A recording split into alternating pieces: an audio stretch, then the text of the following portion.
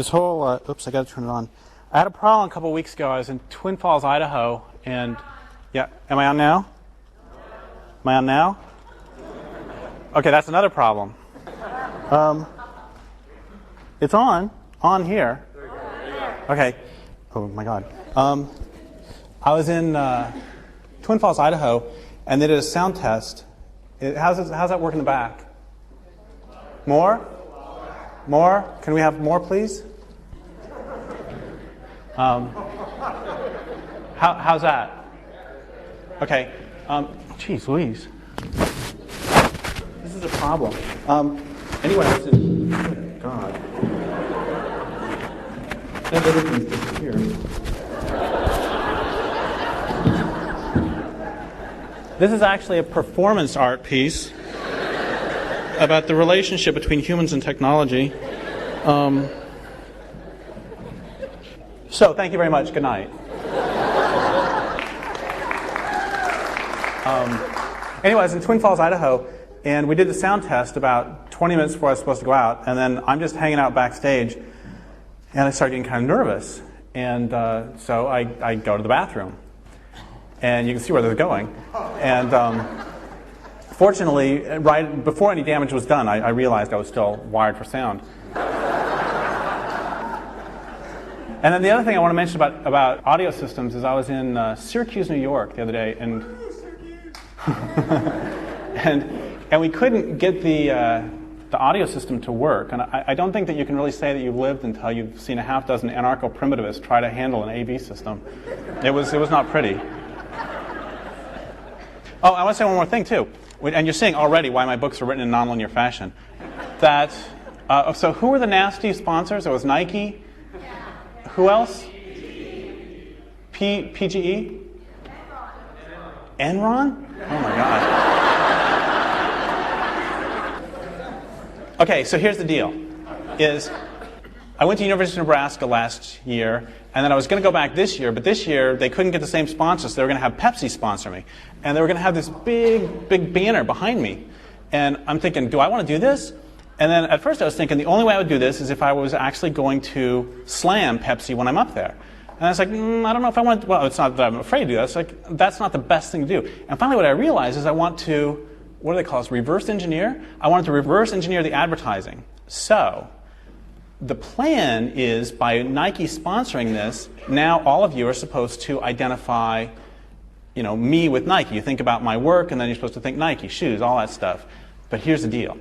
Let's make it go the other way. So now, every time you see a swoosh, you instead think about taking down civilization.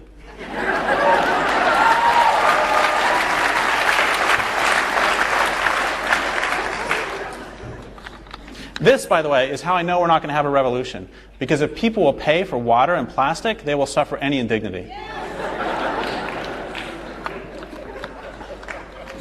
We eventually will have a talk, don't worry. Okay. So, oh man, you missed a bunch of really good jokes. I'm sorry about that. So there's people in the back who still can't hear. Can we turn it up a little more? The people like in the front, it's like a Who concert. And don't worry, I'm not going to do the won't get fooled again stream.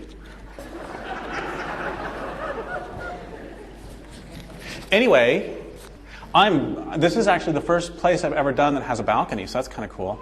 No, there's one other place I did a balcony. Princeton. It was pretty cool. I was talking to Princeton, and later on somebody asked me what I thought about the architecture. I didn't know what to say. I said the first thing that came to mind, which is, I don't think it would burn very well.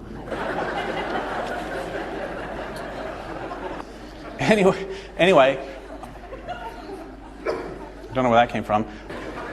So I'm really happy with the turnout. I'm so happy with the job of promotion that Ilahi and other people like and June and Peter Schoonmaker, where'd he go? There he is. Peter Schoonmaker has done, and I'm so happy with the promotion, which is actually, to be honest, the second best promotion that anybody's ever done. The best promotion was this little bookstore in Eugene, Oregon, that put out a flyer with my name and date on it, and then they also put out a flyer that had somebody else's name and my date, which is kind of cool, because then I end up with his audience. the thing that was especially strange about that is that the guy who was going to be there the next week was Dick Ranger, poet and porn star. So there's Dick's deal. I'll just put this over here for now. It was a good idea, but it didn't quite work because only one of Dick's fans showed up, who was an elderly gentleman who spent the entire evening wandering around the back of the store muttering that his welfare officer only allows him to spend $4.75 a month on porn. So it was a good idea, good execution, but it just didn't quite work out. Anyway, I would like to thank Peter Schoonmaker and Ilahi and its board, Myth Media, Looking Glass Books, Nike, Enron, and Take Down Civilization. And as long as I'm thanking people, I would also like to thank the Kansas Farm Bureau Rural Health Department for a hug. Actually, not for a hug, for a coupon, good for a hug. This is their response to the farm crisis. It's money for ADM and Cargill, and for family farmers, hugs. Or coupons, good for hugs. Because hugging feels good, it overcomes fears, eases tension, provides stretching exercises if you're short, stooping exercises if you're tall. I'm not making this up. Hugging also doesn't upset the environment, it saves heat, is portable, requires no special equipment, makes happy days happier, and impossible days possible. Good hugs can help you bear almost anything.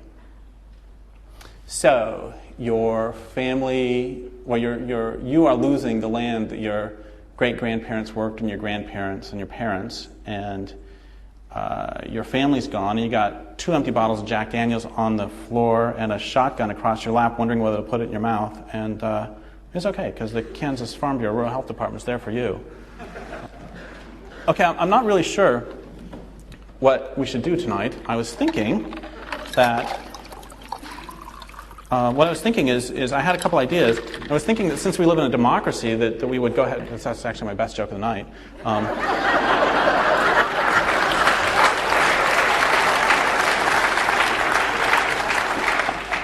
I was thinking that what we would do is we'd take a vote, and whether you wanted me to talk about language or culture, and then so since we do live in a democracy, that what would happen is you vote, and then I just ignore you and do whatever the hell I want anyway. But I'm just going to cut to the chase and go ahead and do this, I think. Unless any of you have any campaign contributions, in which case we'll talk. So I guess I'll start by talking about how language came to be. It was, I started this book because I like to eat meat and I don't like to support factory farming. So I started raising chickens and ducks for eggs and meat. And I would also hunt and fish, although, to be honest, hunting didn't actually bring in any calories. It was quite the opposite. I'm a terrible, terrible hunter. Well, it depends on your perspective. From the perspective of deer, I'm actually one of the best hunters in the world. The only thing I ever get is lost. I usually get my limit of that the first day of the season. My friends will say, okay, we're going to go hunt this canyon over here. Derrick, you go over here, get lost. We'll meet you at the end of the day. And similarly, I didn't gain that many calories from the chickens and ducks because killing is very difficult for me. And so I actually ended up becoming known as something of a Dr. Kevorkian of the chicken world. I would wait until they're almost dead, and then I would ask them to sign consent forms, and then I would kill them. And I don't know if you've ever had a fried chicken that died of old age, but it's my jaws actually are still sore. So I was raising the chickens and ducks, and soon enough coyotes started coming to take them. And I tried a bunch of things to get them to stop, and nothing I tried seemed to work. Until one day, more out of frustration than anything else, I shouted out, please don't eat the chickens. If you don't eat the chickens, I'll give you the head, feet, and guts when I kill one. And also, please remember my work in defense of the wild. I wanted to make them feel guilty, too. And they actually stopped coming to take chickens and ducks. And at first, I didn't think anything about it, because normally the coyotes would come, and they wouldn't come, and they would come, and they wouldn't come. And so they didn't come for a couple months. That's all right. And about that time, my dog started eating eggs, because I didn't pen the chickens, and so the chickens would lay eggs anywhere except in the nesting boxes. And so the dogs were eating eggs, and I tried the authoritarian thing. I would hold an egg at arm's length, and I would say, no eggs, no. And the dog would roll on his back and wag his tail, and I taught him to do that very well. And then I would go inside, and he would eat more eggs. And so I thought if it worked for the coyotes, maybe it'll work for the dogs. And so I said, don't eat the eggs. And And he stopped. And what I gave him in exchange is I gave him second dibs on everything I got out of the dumpster. Of course, I got first dibs. And which, by the way, how many of you in here dumpster dig with any regularity? That's good. So somebody just shout out, what's your best haul ever? 3 boxes of heirloom tomatoes. 3 boxes of tomatoes? Heirloom tomatoes. Uh-huh. 5 boxes of soy milk. 5 boxes of soy milk. Silk skirt. Silk skirt. I think she's got everybody else pretty much. 30 REI pens and a backpack and a stamping pad with a little tear and a tree.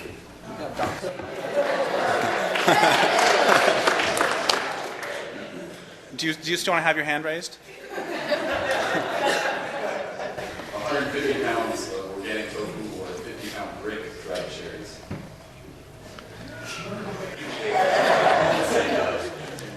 I was actually quite proud of my garbage bag of cashews until tonight. The garbage bag was great because my dogs got sick of cashews, my cats and my mom's sick of cashews. I'm sick of cashews. It's like cashews for everybody. You know, what are you gonna do with a garbage bag of cashews? I'm jumping ahead in the story, but the deal that I eventually worked out with the coyotes perfectly was that the coyotes, because I almost never killed the chickens, so I wasn't giving them head, feet, and guts, and so it just wasn't. They would like come to this hill across the way, and they would look at me, and I could tell they were saying like, I'd say, okay, the guts in the mail, and they'd say, yeah, you've told us that before, and so what eventually worked is I would give them organic gourmet baguettes every day, and then they never came after the chickens again after that. And also, I got to say this, that my dogs have this thing where, like, the stick game, my dogs won't play that because I got so used to, I would throw organic gourmet baguettes for them. And so nowadays, if I throw anything that's not edible, they look at me like, what are you doing? You think we're stupid? Anyway, back to the story. Oh, one other thing is one time I got 30 half gallons of ice cream. And so my chickens were eating cookies and cream for the next week. Oh, one more thing. Oh, 2 more things. One thing is I would get like a whole truckload of watermelons sometimes, and I felt just like a Roman emperor or something because I would pop them open and I'd eat one bite of the heart, and then I would throw the rest away to the chickens, and it was so decadent. I loved it. And then the other story I want to say about that is that up until last December, I taught at Pelican Bay State Prison, Supermax, Northern California, and it was really interesting. One of the things I found I had in common with my students is this love of dumpster digging, and one of my students used to be an industrial diver, where he used to go into the dumpsters outside the computer manufacturing plants in Silicon Valley to take the precious metals. And then he started thinking, so if this is what they got on the outside, what do you think they have on the inside? Which, of course, is how he ended up in my class. And then I had another student who used to dumpster dive outside Toys R Us. He would take the defective toys and then fix them up and give them to the kids. He lived in a very poor neighborhood. Give them to the kids in his neighborhood, like you'd give them Peg Leg Barbie. And he had a song, and he'd sign him to the kid from Dr. D, Dr. Dumpster. And he had this song to the tune of Ghostbusters. I only remember one line of it, which I'm going to now inflict on you, which is, "We ain't afraid of no trash." Anyway, now we're going back to the story. So the dogs stopped eating eggs as soon as I asked. I thought that's pretty amazing. And I called up this friend of mine, Jeanette Armstrong, who's an Okanagan Indian. She's a writer and activist. And I said, I don't know what to make of this. And she said, yes, you do. I said, but this whole interspecies communication thing is so easy. And she started laughing and said, we've been trying to tell you that for 500 years now. And she also said that the fundamental difference between Western and indigenous ways of being is that even the most open-minded Westerners generally view listening to the natural world as a metaphor as opposed to the way the world really works. So we in the West, if we want to listen to a stream, we might go electroshock it and see how many fish go belly up, instead of taking our shoes and socks off and go putting our feet in and just saying, hey, what's up? Oh, I got to tell you another story. So I was down in New Mexico. I was going to go to see Jesse Wolf Hardin. And he lives in this amazing canyon. It's so beautiful. I don't really like the desert very much, but this canyon's so beautiful. And to get there, you got to cross this stream, I think, 7 times. And I was there with my friend Bruce. And as we crossed the stream the last time, Scott, the guy who was driving us in, stops the truck and says, I think the stream wants you to get in, so why don't you get out of the truck and go get in? I said, okay, whatever. And so we get out, and we go walking, and he's right, the stream really wants, well, at least it wants me to get in, doesn't really want Bruce to get in. And so we go down a little ways, and then I take off my clothes, and I go swimming. And I've always had this thing about water where I can't see the bottom. It kind of scares me. Like if I never swim in reservoirs or lakes because, like if some water plant brushes against my leg, you basically can call me Jesus because I'm walking on water till I get to shore. But this stream was only about as wide as from here to the wall, and there was a place about this wide and maybe 5 or 6 feet long that I couldn't see the bottom, and I was reasonably sure that a family of sharks lived down there. And it's kind of weird because I don't have a generalized fear of nature. It's a very specific thing, like bears. Bears don't scare me at all. There's bears. I was talking to my mom actually this morning, and she's really mad at the bear because it comes and breaks her hummingbird feeders every night. And she's mad at my dogs because my dogs don't chase it away. And my dogs basically lie on the porch and say, hey, there's a bear. And I get really excited. I live in the middle of redwoods. It's a very, very thick forest. And I love to just go crawling through the game trails. And I'll call up a friend and say, you would not believe the size of the pile of bear shit I saw today. Which, come to think of it, probably explains why I don't have that many friends. Anyway, one time when I was a kid, I was going bare hands fishing up in Golden Gate State Park. And the way you do that is you crawl up to the stream, and then you jump up. And when you jump up, the fish all scatter. And then you get in, and I would reach under the rock where they were hiding, and I would pull them out. I wouldn't take them out of the water. I'd pull them out, and I'd look at them, and I'd let them go. And I was there with my sister's husband, and Al. And I was saying that my other sister's in the back of the room there. She's very cool. Anyway, so I'm sitting. I'm in the stream. No shoes, no socks, cut off, no shirt. And my brother-in-law's right next to the stream. And we hear this sound. We look up, and there's a bear about as far as from me to you. And my brother-in-law says, "Run, Derrick, run!" And I said, "I'm not going to run. I'm not wearing any shoes." And then the bear, notwithstanding the fact that she's not wearing shoes, she takes off. So I tell this story to Bruce as I'm there in the creek. Right when I get to the punchline, this crawdad pinches my toes. Of course, I scream and get out of the water immediately. And I can just imagine this crawdad going, he's not afraid of bears, but look right here. So I put on my clothes and go up to Jesse's house, and I tell him that story. And I say, this was so beautiful. And the only thing wrong with this afternoon is that I wasn't here with a lover, because the land was really demanding that some love be made. And Jesse started laughing, and he said, we have to ask what's wrong with any land that doesn't demand that of us. And I just love that. That's really changed how I look at cities, for one thing. But yeah, I just love that. Anyway, back to the story. So I started at talks. I would ask people, how many of you have ever before had a fully mutual conversation with a non-human? And the response was always the same, which is that everybody would laugh, and then somebody, it was always a woman, would sort of shyly raise her hand.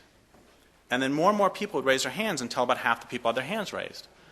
And I would say, so how many of you have ever before admitted this publicly? Everybody would laugh and drop their hands. And then they would tell these amazing stories of conversations with rocks and stars and rivers and trees. And it wasn't just like, go fetch my slippers to a dog. It was real conversations with all these things that we normally consider inanimate. And so the book was going to be kind of like the Haidt report on sexuality. It's going to be the Jensen report on interspecies communication, where people would just write in their stories. And it would also be about the dissonance between our public and private discourse on interspecies communication. And my agent at the time thought that this would just be this amazing, sort of Bambi meets Flipper kind of feel-good book that would be a New York Times bestseller. And I tried to write that book, and I couldn't do it, in part because it would have really stunk, and in part because I realized that to write yet another book that purports to show that non-humans can think and can communicate would be really demeaning. It would be like writing a book that purports to show that blondes can think or that Jews aren't subhuman, because it wouldn't question the underlying bigotry that holds humans as the standard by which everyone else is. It holds civilized humans by the standard by which is white civilized, male white civilized humans who who write books as a standard by which everyone else, that holds me as a standard by which everyone else is judged. And there were a couple of stories convinced me that I couldn't write the book that way. And one of them was the stories about chimps and apes and American Sign Language. And, oh, by the way, I don't know if you know this, but a lot of the chimps, when they're done with done teaching them, when they're done with that experiment, they ship them off to other vivisection labs. And there they, pump them full of smallpox or pesticides or whatever they want to do. And one of the people who was teaching chimps ASL, several years later went into one of those vivisection labs, and the chimp recognized him, was in a cage, and immediately recognized him and started desperately signing, key out, get me the hell out of here. And the scientist had to save up money for like 7 years or something to buy the chimp, which is buying a chimp. What a weird idea. But that's actually not the story that made me think I couldn't do it. The story that made me think I couldn't do it about that was our discourse around apes and ASL generally goes along the lines of, how many years they've been working with those stupid apes and they got the communication abilities of a 4-year-old? But the thing is, nobody ever asks which of these creatures, the apes or the scientists, is bilingual. And the other question that nobody asks is, if a bunch of apes kidnap some scientists and put them in mobile homes, how quickly do they figure out what the hell's going on? And then the other story that let me know that I couldn't do the book that way was the story of Clever Hans. Clever Hans is horse about the turn of the 19th to 20th century. Very, very clever. He could add, subtract, multiply, divide, find the cube root of 27. He could tell you what day of the week it's going to be, January 15th, 2093, whatever. And what they eventually discovered is that Hans was not able to find the cube root of 27. Instead, Hans was paying very, very close attention to the people who would ask the question. And when Hans got to the right answer, the person would relax ever so slightly, not because they were cheating, but because Hans had got to the right answer. I don't need to pay quite so close attention. So all the stories that I read about that ended the same way, which is that Hans really wasn't so clever, was he? Think about it. Which would you rather have in a friend? Somebody who can find the cube root of 27, or somebody who can read and respond to the slightest movements of your musculature and emotions? Frankly, when you look at my relationship history, you'll find it's cube root of 27 for me. So I started really thinking about this, and I realized I didn't want to write a book about can they or can't they. I wanted to write a book about why is it that some of us listen and some of us don't.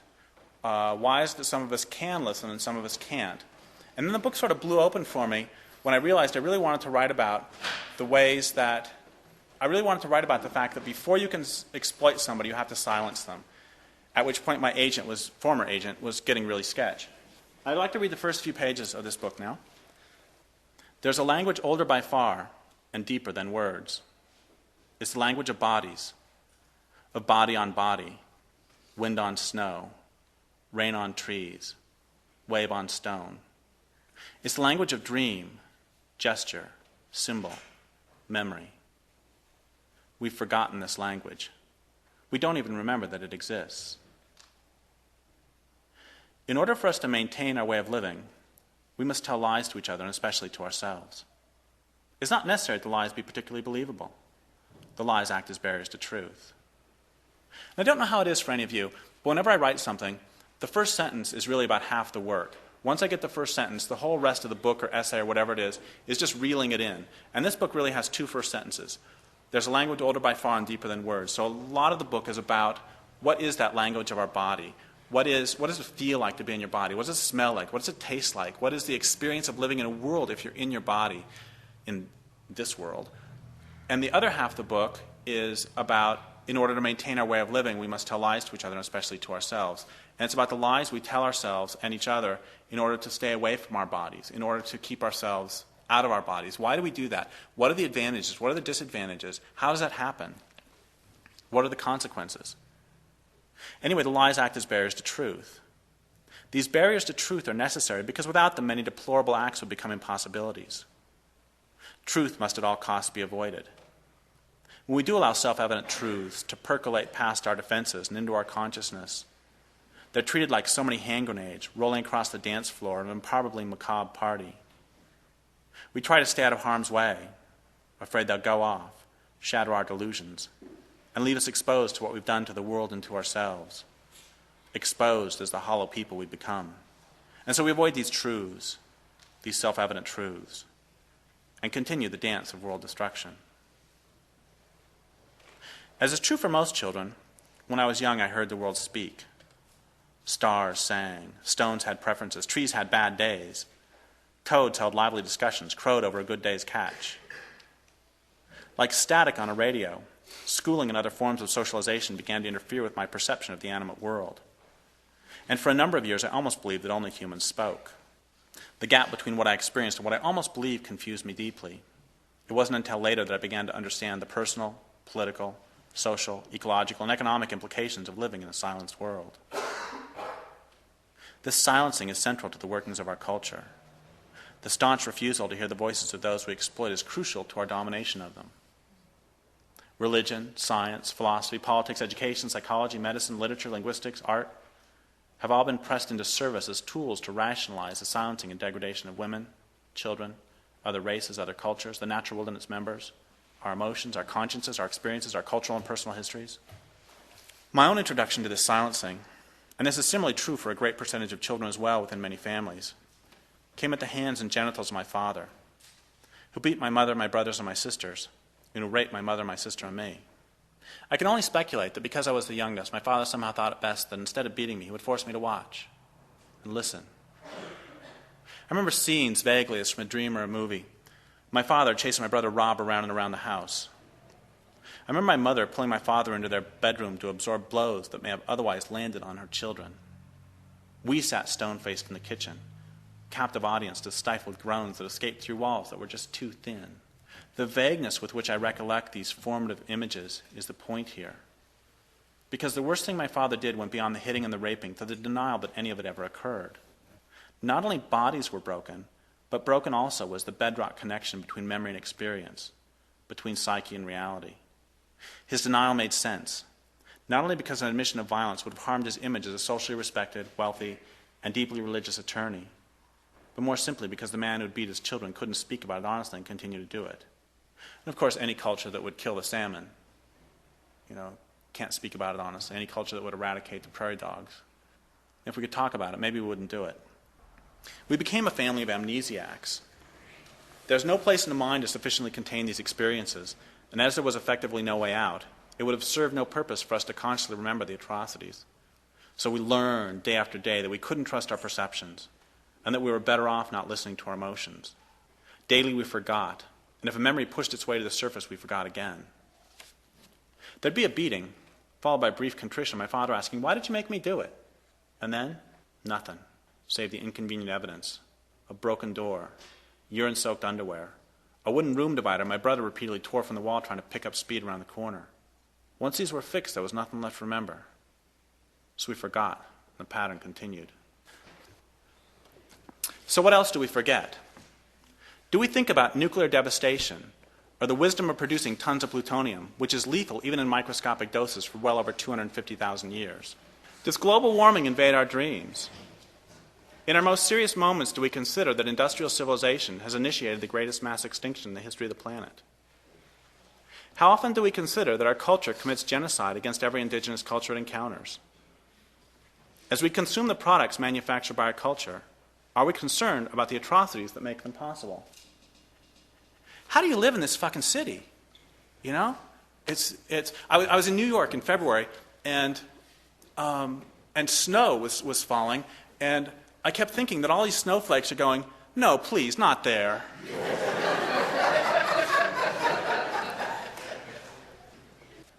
We don't stop these atrocities because we don't talk about them. We don't talk about them because we don't think about them. We don't think about them because they're too horrific to comprehend. As trauma expert Judith Herman writes, the ordinary response to atrocities is to banish them from consciousness. Certain violations of the social compact are too terrible to utter aloud. This is the meaning of the word unspeakable.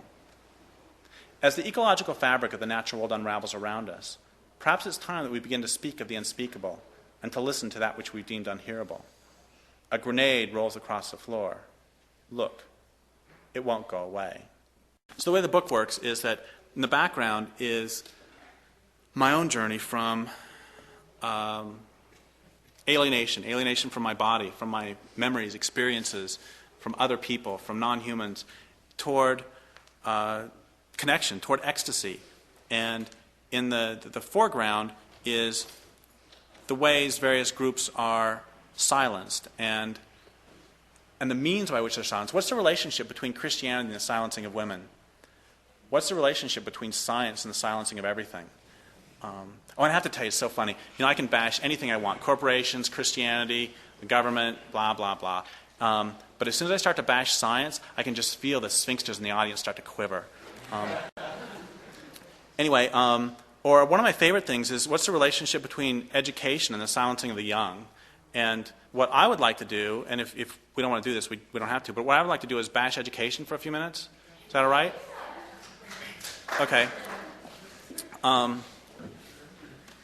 So I used to think that, well, even when I was a kid, I understood that the process of education, that the things that they teach you could all be learned in 4 or 5 years.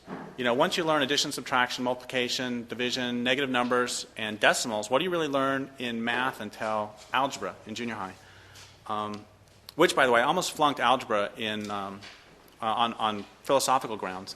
And that was because every day I would go into class and I would say, if the quantity x minus y squared equals x squared minus 2xy plus y squared, if the two sides are equal, why do I have to waste any time doing anything with them? And the teacher would look at me, and then she would walk away. And about halfway through the semester, she came up with an answer that worked for me, which was, if you don't do the manipulations, I'm going to flunk you. Which, in retrospect, pretty much characterizes my entire schooling experience. Anyway, in reading, once they teach you how to read, what else do they really teach you?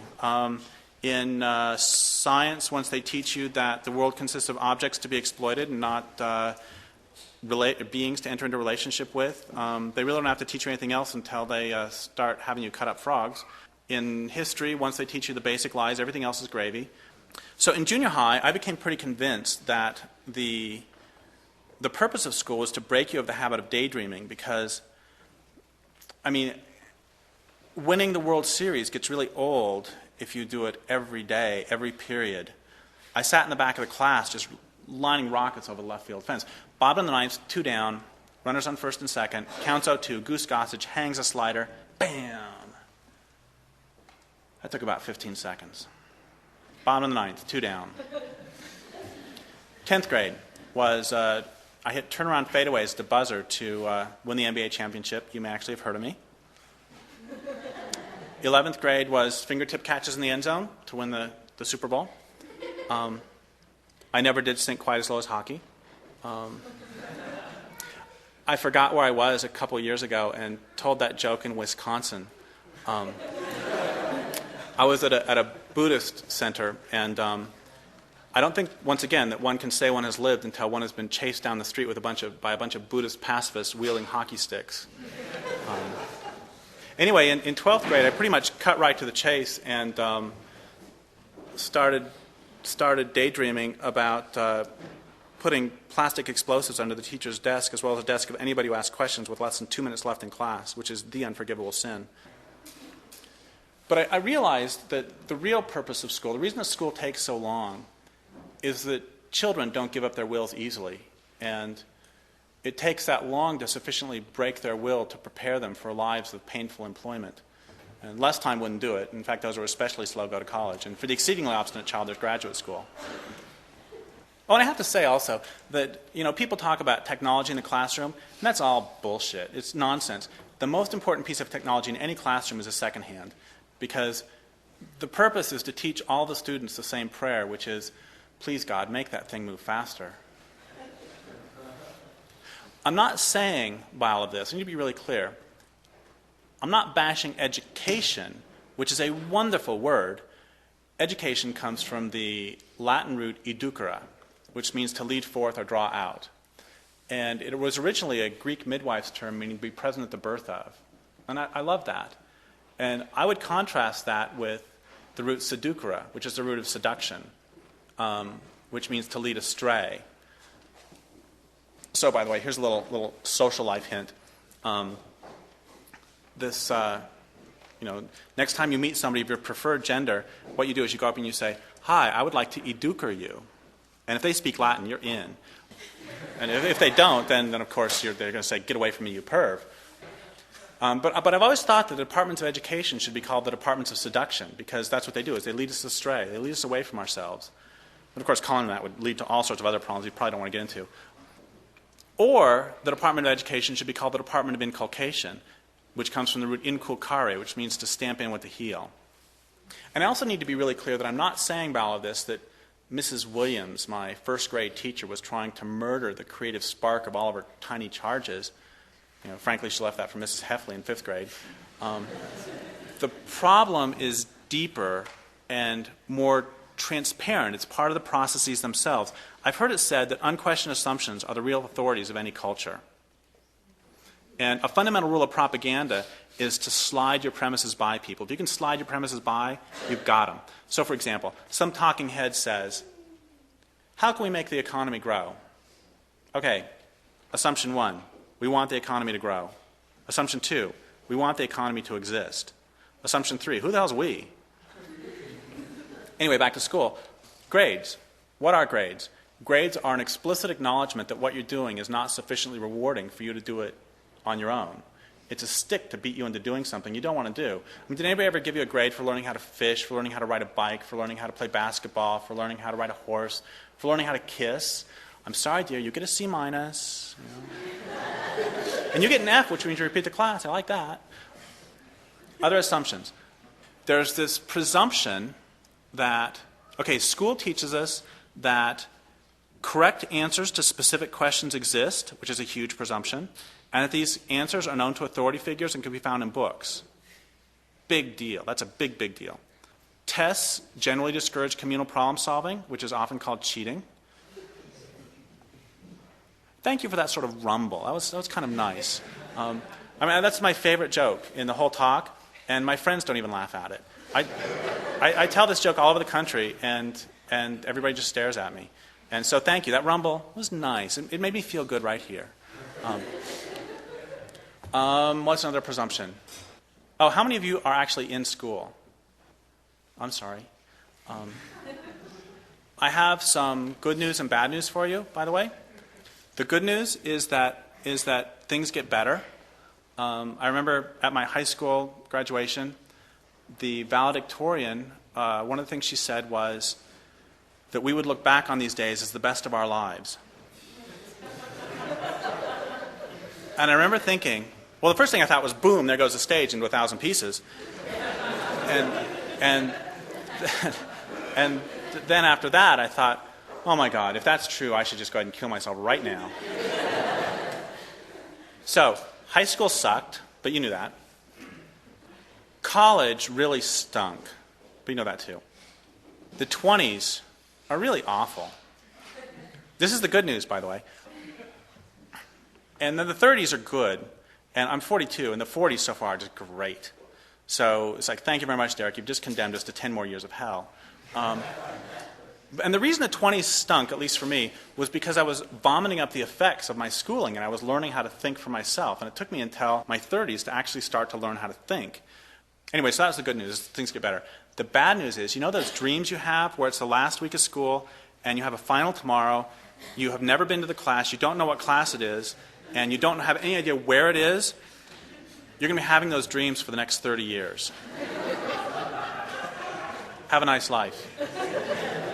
Okay, so those of you who aren't in school, I don't want to traumatize you, but pretend you're in school. Okay. Now, those of you who are in school, you don't have to pretend. You have one class before you, one final test for this class. You pass this test, you pass the class. And this test consists of one essay question. Okay? And you know the instructor well enough to know that if you agree with the instructor's opinion, you will get a higher grade. I know it's a stretch, but go with it. And pretend you actually do disagree with the instructor. What do? Write the best damn essay the school's ever seen and then come back next year? Or do you join with millions of students who understand that C stands for credit and bullshit your way through? What's the real lesson that's just been taught there? Suck up to authority. To give yourself away to authority. Which is probably one of the most important lessons you can learn. I mean, it's certainly going to serve one well through their educational life and through their vocational life.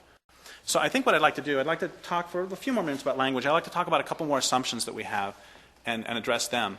and then we'll move on. And what we'll do is actually we'll take a short break after we talk about these assumptions so that people who are getting buttitis can sort of recover, and those who want to flee can, I'll close my eyes and so you don't have to worry about me feeling bad. Anyway, a few years ago, there were newspaper accounts of about 69 Yanomami Indians who were machine gunned by some miners in Venezuela. And all the newspaper accounts said that the Yanomami couldn't give accurate numbers of dead because they can't count past 2. The newspapers made it seem as though the Yanomami are unbelievably stupid, perhaps even subhuman, which is an extraordinary word, because, I mean, children can count to 2. And what's the big deal here? What's wrong with those people? And that belief that the Yanomami are subhuman may account for the fact that the eventually apprehended mass murderers were sentenced to 6 months in jail. But I was sitting around one day, I was looking at my fingers, which probably says a lot more about my social life than I want it to, and I suddenly realized if I hold up this finger and I hold up this finger, am I holding up 2 fingers? No, I'm not, actually, because this finger has a little itty-bitty wart on the back, and this one, a couple years ago, had a huge, ugly, disgusting wart right about here, which is probably a lot more information than you really want. The point is that counting presumes that the things to be counted, the digits, are identical. It's like, that's okay, Derrick. Get some counseling. Things are going to be fine. But think about it. Suddenly somebody bursts in through the door in the back. They spray the room with a machine gun, and 6 people die. And then tomorrow in the newspaper it says, 6 people died last night at this amazing talk this guy was giving. Goes on about the talk for a little while. And then it talks about the 6 people. Suddenly it makes a big difference whether it's these 6, these 6, these 6. I'm not going to include myself in this demonstration. And at some of the death camps, there were contests held in which a preset number of winners would live and a preset number of losers would die. And suddenly it makes a big difference whether you're number 67 or 69. It's not just a number. It's like a friend of mine says, counting is a coarse filter. You lose a lot of information. If I were to die, and what am I? There's a loaded word. I. Am I an ego? Am I this ego in this sack of skin? Am I a web of relationships? Am I actually a being from Alpha Centauri who's and then my body's this little radio receiver? It makes as much sense. Hey, maybe I'm a soul that comes down from heaven that's just beyond Orion, and I inhabit this body, and then when I die, the soul goes up. That makes as much sense as the Alpha Centauri thing. Anyway, what was I going to say? That this friend of mine was saying, of course, filter. If I were to die, a different history would die with me, and a different web of relationships would be altered than if you were to die, or you. There is no such thing as 2 identical objects. And the real point is that it's a lot easier to kill a number than it is an individual.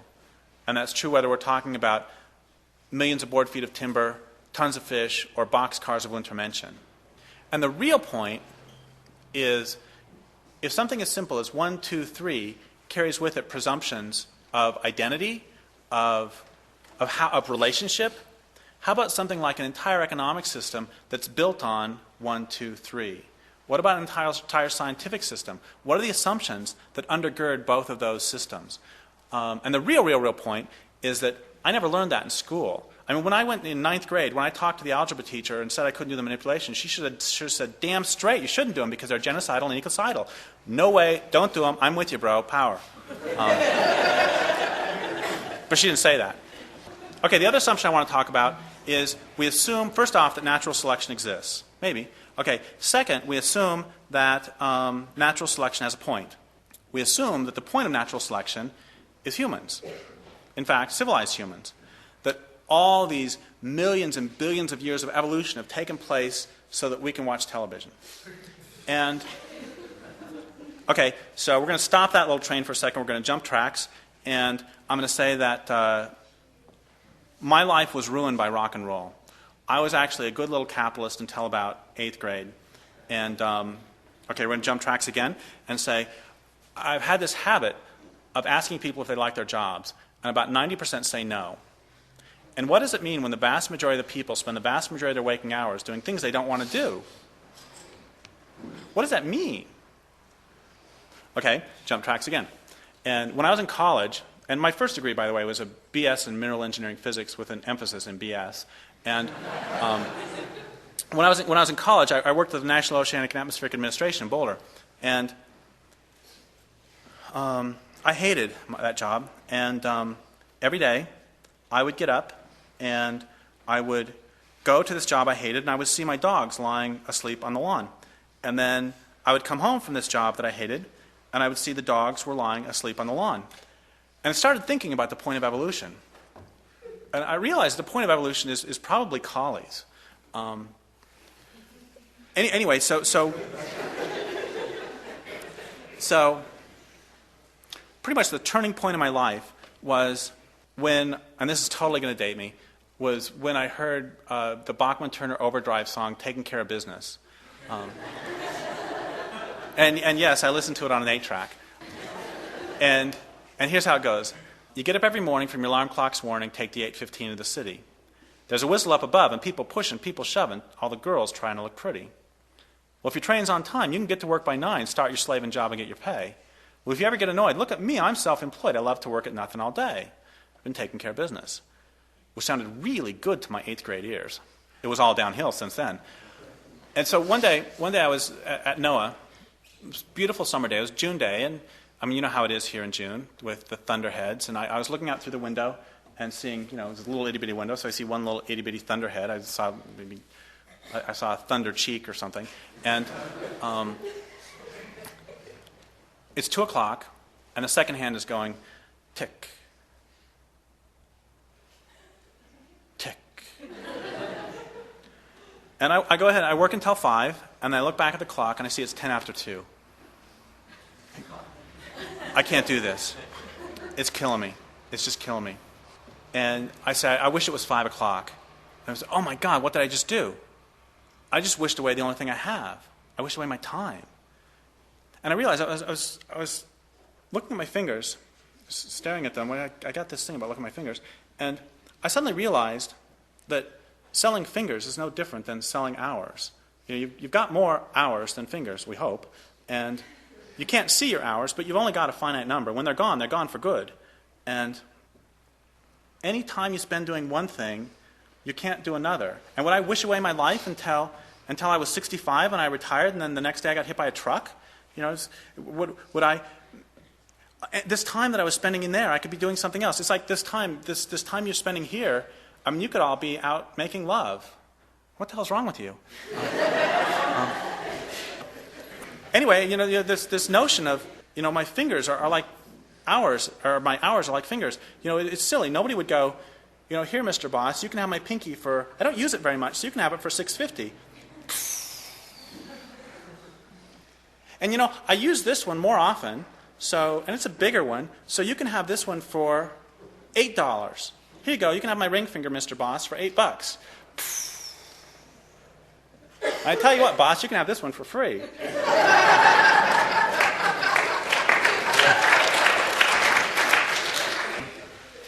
Which actually seems a really good place to end the first part of a talk. So, I will say that I sold 40 more fingers and then quit and became a beekeeper. Anyway, so why don't we take like a 3 or 4 minute break, and those of you who want to flee for your lives, that's great, and those of you who want to stick around, then that's even greater. And for those of you who are going to leave, this would be a good time for you to go ahead and applaud.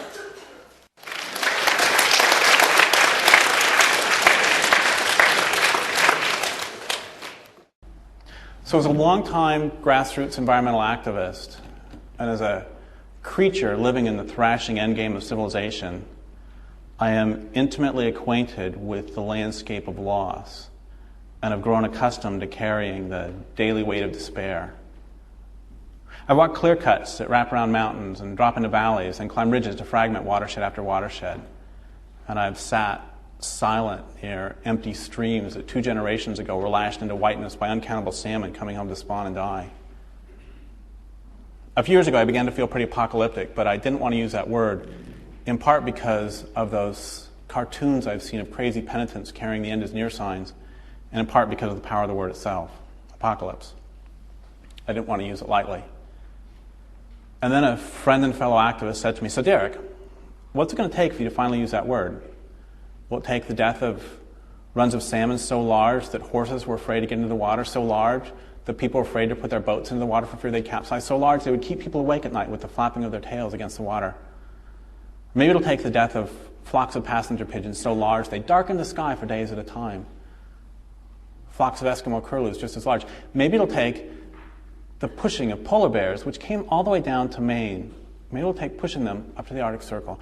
Maybe it'll take the turning of the sea off San Diego into a dead zone. Maybe it'll take the turning of the Gulf of Mexico into a dead zone. Maybe it'll take the collapse of earthworm populations in American Midwestern forests. Maybe it'll take the turning or the collapse of krill populations in Antarctica. How about global warming, the ozone hole? Give me a specific threshold, Derrick, a specific point at which you finally use that word. God, thanks, George. So the way this book started was it was supposed to be a 10-page introduction to an encyclopedia of hate groups, and I kind of got carried away. And it got carried away because I made the mistake of asking a question. One should never do that. And the question was, what is a hate group? Well, I thought I'd go straight to the source, and the first thing I did is I went to a KKK website, and there I discovered that the KKK is not, in fact, a hate group. The KKK is, as they say, a love group because, once again, as they say, we love whites. Okay, so I got a couple choices. Either A, the KKK is not a hate group, or B, you can't trust rhetoric. Well, if you can't trust rhetoric, what do you trust? It gets really sticky really fast because if you go just by the numbers, then the biggest racist, segregationist organization in the country is the judicial and penal system because it's achieves segregation of African American males on a scale the KKK can only dream of. I'm going to show you know the numbers that about a third of all African American males in this country are under criminal, I hate to call it this, but criminal justice supervision, criminal so-called justice supervision, and in some cities it's over 50%, Baltimore for example. And well, it's no problem because when we think about hate groups, usually we think of like anti-government organizations, right? But that's really leads to an absurdity because if they can only be anti-government organizations, that means that the American Nazi Party, with its 75 members in Skokie, is a hate group, but the National Socialists who ran Germany from 33 to 45 were not a hate group. Well, that's kind of silly. So, okay, so governments can be hate groups, but not ours. Well, and that's the problem, actually, is it's not ours, for one thing. If I could get one thing across with my work, and I'm kind of jumping ahead here, but if I could get one thing across in my work, it would be that the government is a government of occupation, and that the culture is a culture of occupation. What does a government of occupation do? It moves in, takes resources, doesn't care about communities. It's set up to extract resources. And I mean, all of my American Indian friends are saying, so what took you so long to figure this one out? And I mean, what would we do if a bunch of space aliens came down from outer space? I guess that's where they come from. Anyway, some space aliens came down from outer space, and they started to systematically dismantle the planet's ecological infrastructure. And what would we do if they put dioxin in every mother's breast milk around the planet? And I just read this thing not very long ago on page 7 of the San Francisco Chronicle saying that every stream in the United States is contaminated with carcinogens, which is pretty amazing, you know, what we can do when we put our mind to it. Which shouldn't surprise me so much because if there's dioxin in every mother's breast milk, then what's the big deal with streams? And that was on page 7. And page 1 was a big article about Elvis memorabilia, by the way. Anyway, so if space aliens came down and did that, killed 15,000 Americans every 2 weeks through preventable cancers, and whatever your favorite atrocity are, just started doing all these, then. Oh, by the way, does anybody in here know how many lethal doses of plutonium-239 our culture has fabricated? This is pretty amazing. A lethal dose is how much it takes to kill somebody. A lethal dose of cyanide, is this much. A lethal dose of salt is about that much. A lethal dose of TV is about 45 minutes, unless it's Fox, in which case it's 15. So how many lethal doses of plutonium-239 has our culture fabricated? Somebody take a guess. 10 trillion? We have 100 trillion in the back. Do we have 100 trillion and 1 anywhere? We have 100 trillion and 1. Going once, going twice. 13.5 quadrillion. I don't remember if the numbers, whether that's 20 million or 200 million per person on the planet. And I got in a big argument with a nuclear physicist a couple years ago because I wrote in my book that it's dangerous for 250,000 years. And he says, that's not true, it's only dangerous for 25,000. And he's actually right because it has a half-life of about 25,000 years, which means in that amount of time there'll be about 6 3/4 quadrillion lethal dose, which I think is okay. Anyway, if aliens came down and did this, we would all put on our camouflage outfits and head to the woods with our AK-47s and start popping out. Oh, shit. I'm not the only person here with an AK-47? Well, some of us would theoretically head off to the woods with our AK-47. Or it's like that movie, Red Dawn. Anybody see that? Oh, it's the coolest movie. Okay, so the commies invade. They come up from Nicaragua.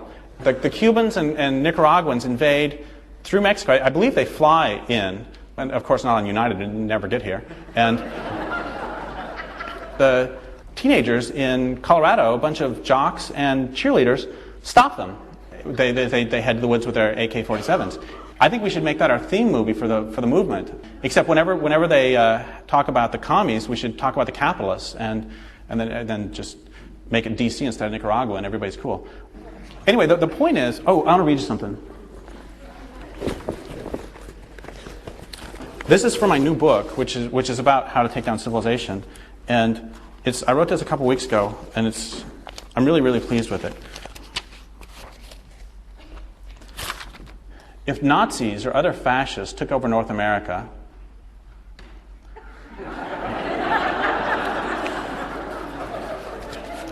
what would we all do? What would we all do if they implemented Mussolini's definition of fascism? Quote, fascism should more appropriately be called corporatism because it's a merger of state and corporate power, end quote. And what would we do if they then instituted laws allowing them to put a significant portion, say 1/3, of all Jewish males between the ages of 18 and 35 into concentration camps? What if this occupied country called itself a democracy, but most everyone understood elections to be shams, with citizens allowed to choose between different wings of the same fascist, or following Mussolini corporate, party? What if anti-government activity was opposed by stormtroopers and secret police? Oh, I'll tell you my fantasy. This is my secret fantasy. I guess not anymore. Is next time there's one of those WTO meetings, if the cops all suddenly turn around and they start shooting tear gas at the WTO representatives. Wouldn't that be the coolest?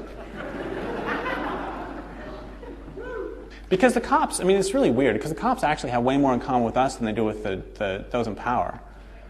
I don't understand it. Anyway, would you fight back? If there already existed a resistance movement, would you join it?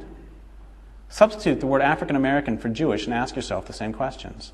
Now, would you resist if the fascists irradiated the countryside, poisoned food supplies? Who was the idiot, by the way, who came up with the idea of putting poison on our own food? Anyway, poisoned food supplies made rivers unfit for swimming, and you're so filthy you wouldn't even dream of drinking from them anymore. What if they did this because, hell, I can't finish that sentence because no matter how I try, I can't come up with a motivation good enough even for fascists to irradiate and toxify the landscape and water supplies. If fascists systematically deforested the continent, would you join an underground army of resistance, head to the forest, and from there to the boardrooms and to the halls of the Reichstag to pick off the occupying deforesters, most especially those who give them their marching orders? Okay. So maybe your sense of kin and your sense of skin doesn't extend to the natural world. Maybe you don't yet love the land where you live enough that you'll fight for it. But what if the fascists toxify not only the landscape, but the bodies of those you love? What if their actions put dioxin and dozens of other carcinogens into the flesh of your lover, children, mother, brother, sister, father? Would you fight back? What if the fascists toxify your own body? Would you still cling to the illusion that their edicts carry more weight than that brought to bear by their secret and not-so-secret police? Would you work for this regime? Would you teach others its virtues? Or would you fight back? If you won't fight back when they toxify your own body and toxify your mind with propaganda, when precisely will you fight back? Give me, and more importantly yourself, a specific threshold at which you'll finally take a stand. If you can't or you won't give that threshold, why not? So when you think of the swoosh, the Nike swoosh, think of that. Thanks.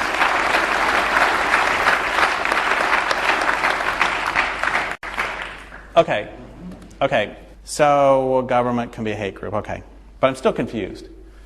I worked for 3 years. I taught for 3 years. I taught creative writing in Pelican Bay State Prison, Northern California, Supermax. And what's the first thing that a guy thinks about when he thinks about going to prison?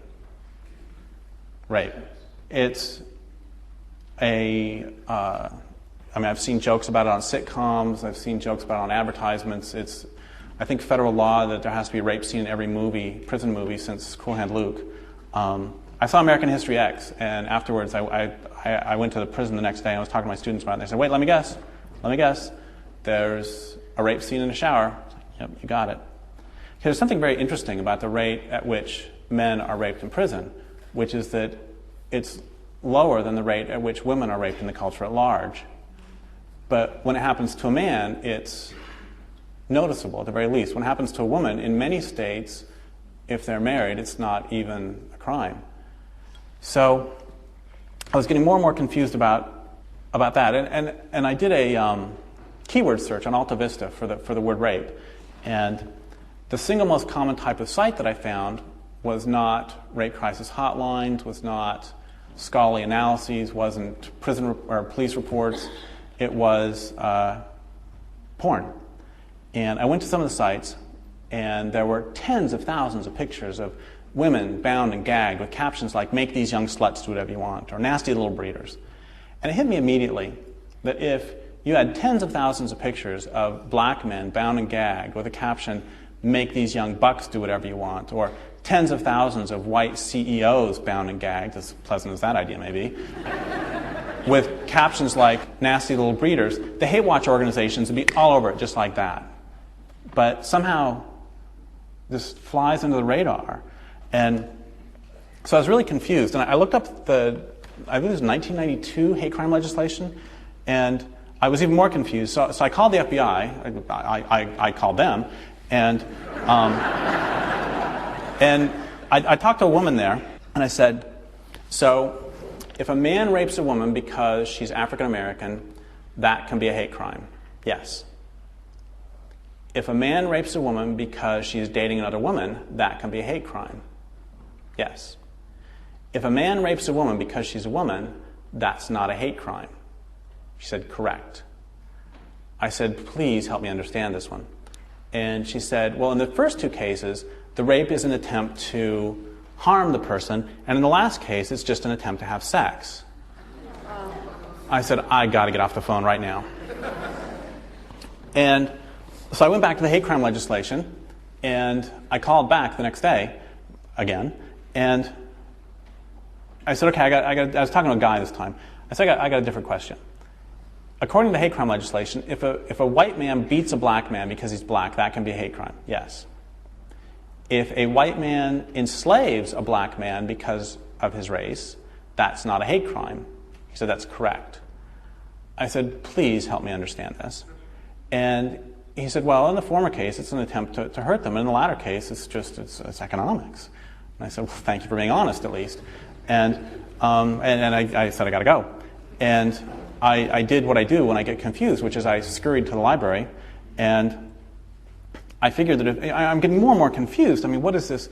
What is going on? Why is it hate if it's in this case but not in this case? I don't understand. So at the library, I found this book on pro-slavery philosophers' arguments. And it wasn't like analysis of them, it was just their arguments straight. And I was thinking, okay, great, some solid ground, because if anything can be said to be hate-based, it's got to be chattel slavery, 1830s, United States. And I found, interestingly enough, that they did not enslave the Africans because they hated them. They enslaved them because the Bible said it was okay. Because there's 5 reasons, one of which I never can remember. But anyway, one of the reasons was that the Bible said it's okay because, Noah had slaves, Abraham had slaves, Peter and Paul wrote about how important it is for slaves to be submissive, but didn't say anything about how slaveholders should be. Jesus never said anything wrong about slavery. So, I mean, if it's good enough for them, who am I to complain? Second reason was scientific. It's okay to enslave Africans because, this is a direct quote, when they speak, they fart with their tongues in their mouths. They don't speak English, they don't speak Dutch, they don't speak French, they don't speak Portuguese, they don't speak. So it's okay to enslave them. Or another reason, scientific reason, this is a very good scientific reason, was because the distance between an African male's penis and his navel is less than it is on a white male. And don't even ask me about methodology. But the point is that there were very good scientific reasons to enslave them. The third reason was economic. That from the beginning, civilization has always been based on forced labor. How can we possibly have our comforts and elegancies of our lives without enslaving others? Which, by the way, sweatshop, But it's a really good backpack. It was cheap too. It was like $7 or something. Can you believe it? A lifetime guarantee. Mine, not theirs. And I mean, from the beginning, the first cities were built with walls not around the city itself, but around the granary. Because from the beginning, those in power understood that the way to control a populace, the way to control a workforce, is by controlling their food supply. If they can't eat, they got to work for you. And you know, all the civilizations have been based on slavery. Greece, Rome. Today, I don't know if you know this, but there are more slaves in the world today than came across in the Middle Passage. And the big difference back then is that back in the 1830s, a slave would cost in the United States would cost between $500 and $1,000, which is equivalent to about $50,000 to $100,000 today. So, you know, what, a small house, or how much a house is? It's like a bathroom? You know, I don't know. But anyway, and nowadays, the average slave would cost about $50. And what that does, that moves them from being a capital expense, something that you expense and depreciate over time, to a simple expense, something that you use up and throw away. There's a great book called Disposable People by Kevin Bales. And then the final reason was, I don't remember what the fourth reason was. The fifth reason was philanthropic, that what we're doing is we're actually doing them a favor. We are helping them we're teaching them benefits of civilization. We are making it so they're no longer lazy, say the people who are benefiting from their labor. And those were the main reasons for slavery. And I read all this, and suddenly it occurs to me, I get it, I understand, because I've been thinking about hate, you know, like as bald fists and red faces and you know, sort of buffoons with white robes and stuff. But it suddenly hit me that any hatred felt long enough no longer feels like hatred.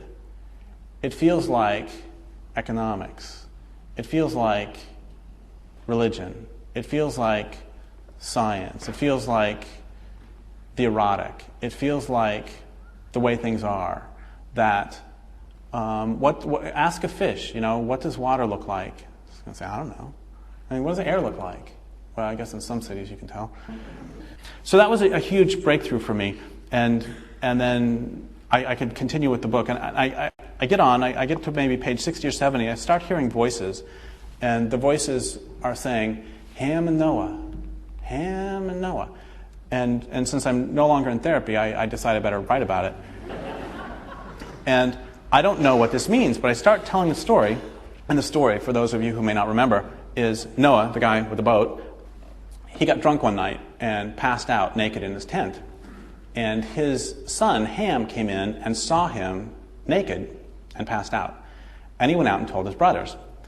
His brothers came in, and they walked backward to not see their father's nakedness.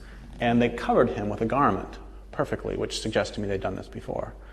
And then they leave, and the next day, Noah wakes up, and he is really pissed. He says, what he does is he enslaves Ham and all of his descendants for all time to the descendants of Shem and Japheth, which works out really well for us because Ham, according to the story, was the ancestor of the Africans, and Shem and Japheth were the ancestors of the whites. So it all sort of dovetails very nicely. And I remember reading this when I was a kid, and I was thinking, I don't understand what he did was so wrong. I mean, I don't get it. And let's say he did make his father upset. Why didn't his father just ground him for a couple weeks? And then I realized in writing it up that what Ham had done is violate the most fundamental rule of any oppressive system, which is that he saw the patriarch, he saw those in power as they are, that is naked, and vulnerable, that is passed out. And if you see those in power as they are, if you see them as they are and vulnerable, and you talk about it, you must be killed, you must be silenced, you must be enslaved.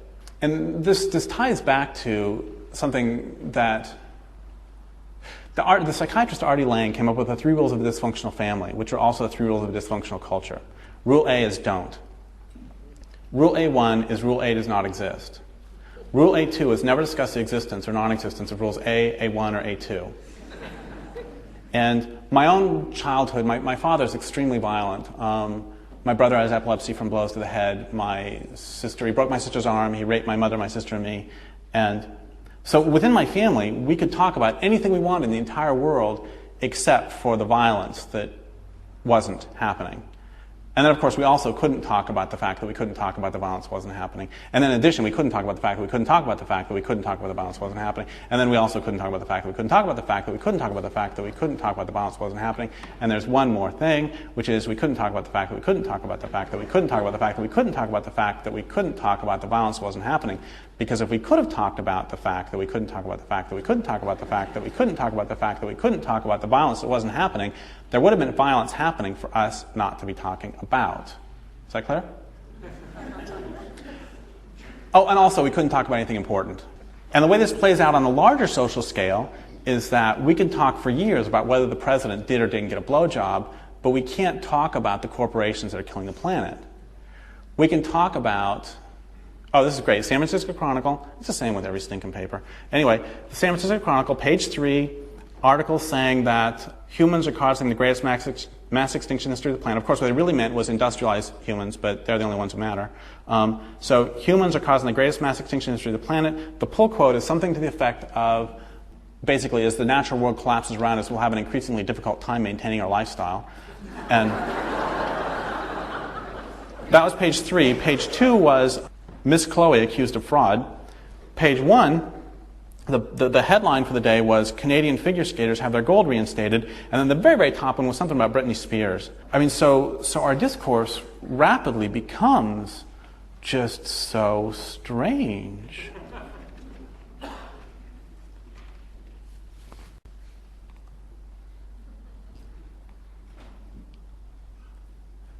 Sorry. Sometimes I have. This happens more and more often, actually. I've been having what I've taken to calling Angelina Jolie moments, where you have those too, and her image will just sort of rise up before me, and it makes me happy. It also, I have to tell you, I mean, it makes me happy, but it makes me a little nervous, though, because I heard she's going to get back together with Billy Bob. Oh, I know. Isn't it just the worst? And, I mean, that would be scandal. I don't think that would be good for her. I mean, you know the whole thing with the vials of blood, right? You know, each one had the other's vial of blood around their neck. And I don't know, do you know where she has his name tattooed? Oh, my God. I bet she was wishing his name was Ed. But speaking of genitals, I don't know, do you know that Nicole Kidman does not like to wear underwear? I read that in the newspaper, which means it must be true. So I've been thinking about that too. And I've been thinking about, I used to like Tom, but the way he treated her, I think, is terrible. I can't, some of his movies, like that classic Top Gun, you know, that's just hot stuff. But then I can't watch him because of the whole joint property thing. I mean, come on, like getting a divorce right before it. I mean, how transparent. And then taking up with Penelope Cruz. My God. There's a movie that Tom is going to be in that if I didn't like, well, okay, so here's the movie. He's this intrepid CIA agent who's trying to stop the anarchists from poisoning the world's water supplies, which of course is just bullshit. I mean, none of my friends are going to do that. But if they changed one little thing, I think even though I hate Tom, I would go to see the movie, which is if they made it so he's this intrepid anarchist who's trying to stop the capitalists from poisoning the world's water supplies, I'd be all over it.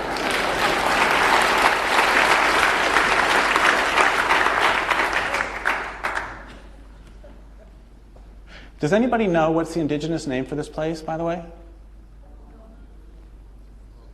Is that the name of the place or the people? Does anybody know the name of the place?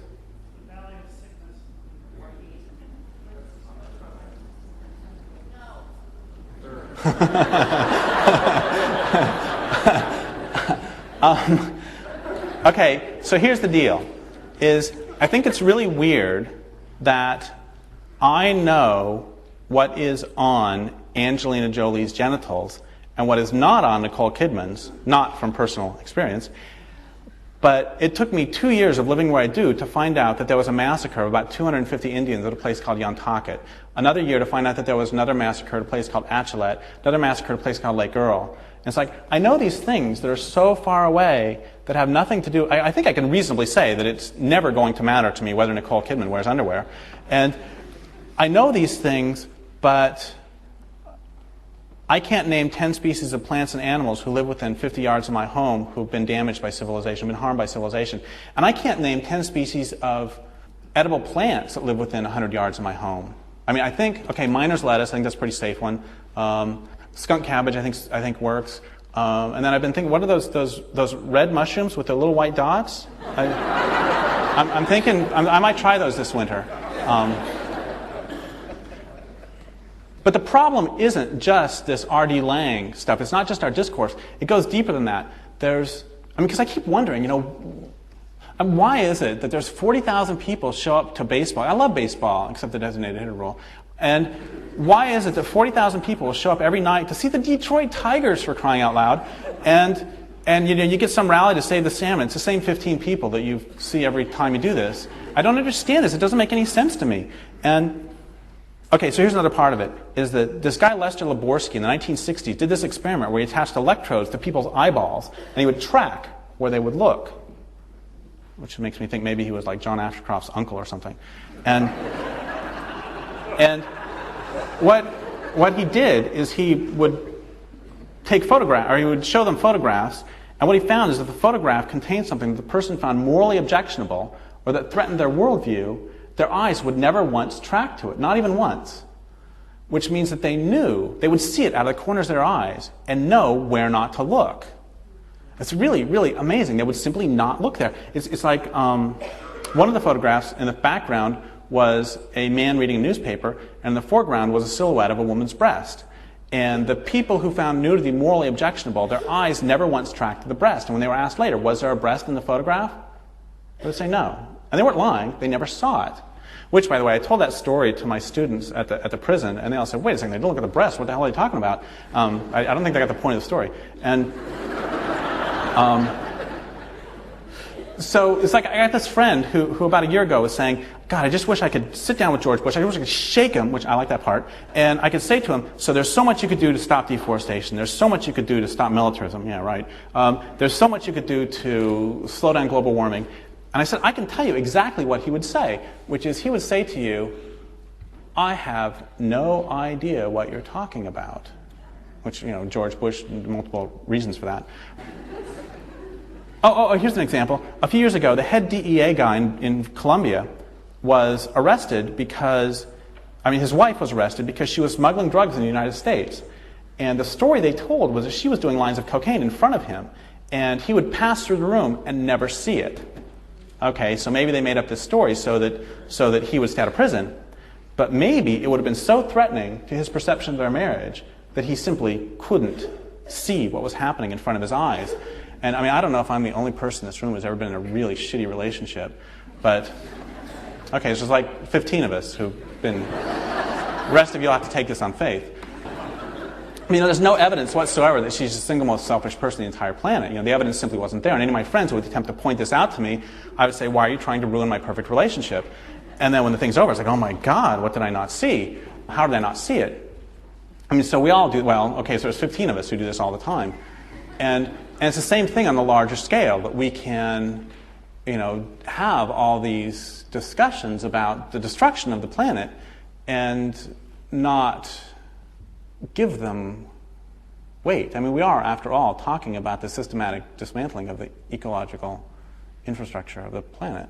So I think, so here's another thing I want to talk about, is that I'm actually feeling very honored, because I, as opposed to all of you, I get letters from Morris Dees asking me if I want to put my name on the wall of tolerance. I'm pretty special. All I have to do is I have to give him like $10 or something. But I've been writing him letters saying, I don't want to do this. What I will do is I'll be happy. I'll send you $10 if you put my name on the wall of intolerance. But he doesn't write back. And because I think that the truth is that we shouldn't tolerate as much as we do. I think we need to tolerate a lot less. I don't think we should tolerate a political and economic system that's almost entirely corrupt. I don't think we should tolerate dioxin in every mother's breast milk. I don't think we should tolerate any of those things. And so this sort of leads to the next thing, which is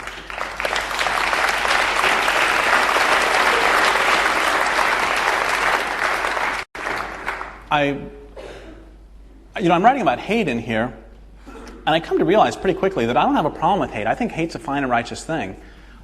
I can hate somebody because of what he's done to me or to those I love. And that's, it was really hard. I used to say, I can hate somebody because he's a son of a bitch. And then a feminist came up to me and said that that's anti-woman, so I can't say that. So it's like, well, okay, it's anti-dog, but that's okay. And then, so then I tried, okay, I can hate somebody because he's an asshole, but, God, where would we be without those? Full of shit, for one thing.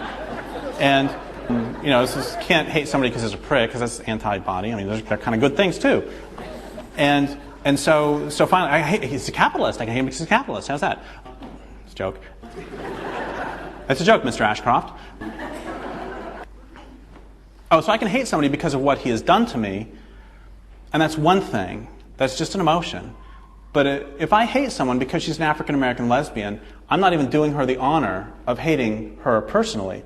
I'm hating this stereotype that I'm projecting onto this place where she would be standing, were she actually to exist in my perspective. And that of course leads us right into a discussion of pornography. Oh, I want to say one other thing first. I have a chapter on killers and criminals that I want to just sort of get out of the way with two riddles that aren't very funny, which you're used to by now, I'm sure. One of them is, I have a chapter on criminals. What do you get when you cross long drug habit, a quick temper, and a gun? And the answer is 2 life terms for murder, earliest release date 2021. Question, and this is killers. What do you get when you cross 2 nation states, a large corporation, 40 tons of poison, at least 8,000 dead human beings? And the answer is retirement with full pay and benefits. And that's Warren Anderson, CEO of Union Carbide. Bhopal. Oh, and as long as we're talking about that, I want to say one more thing, which is I'm all for abolishing prisons. Well, I used to be all for abolishing prisons, but I've changed my mind, actually. And the thing that changed my mind was that I read somewhere that there are the same number of people in solitary confinement in the United States as basically who run the world economy, which suggests to me a real easy solution to the whole thing. Anyway, so porn. So the problem I have isn't with hate, as long as it's personal. My problem is with objectification, with an inability to perceive another as a being. And about halfway through the book, I decided I needed to go to some porn sites because of a couple stories I heard. And one of them was, a friend of mine said that her brother and sister-in-law would sit in opposite corners of the room having internet sex with strangers, which really boils down, when you get past the abstraction, boils down to typing with one hand and masturbating with the other.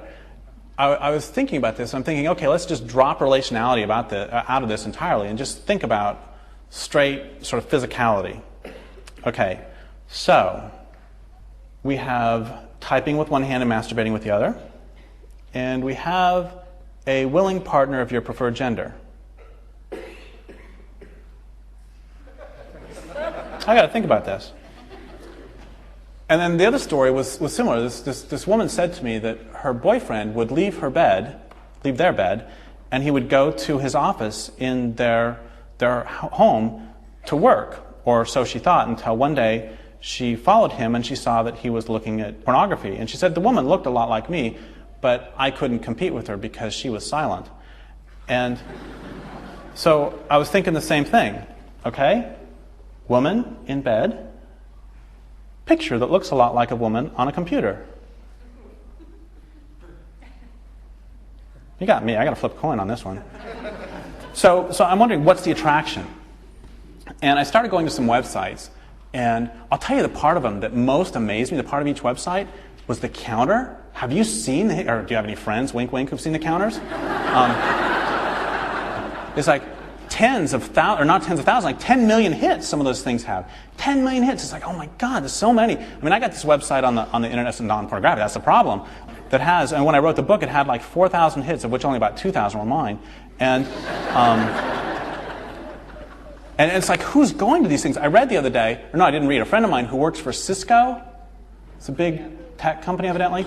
Anyway, a friend who works for Cisco said that there was a study done of their internet traffic at the Cisco place.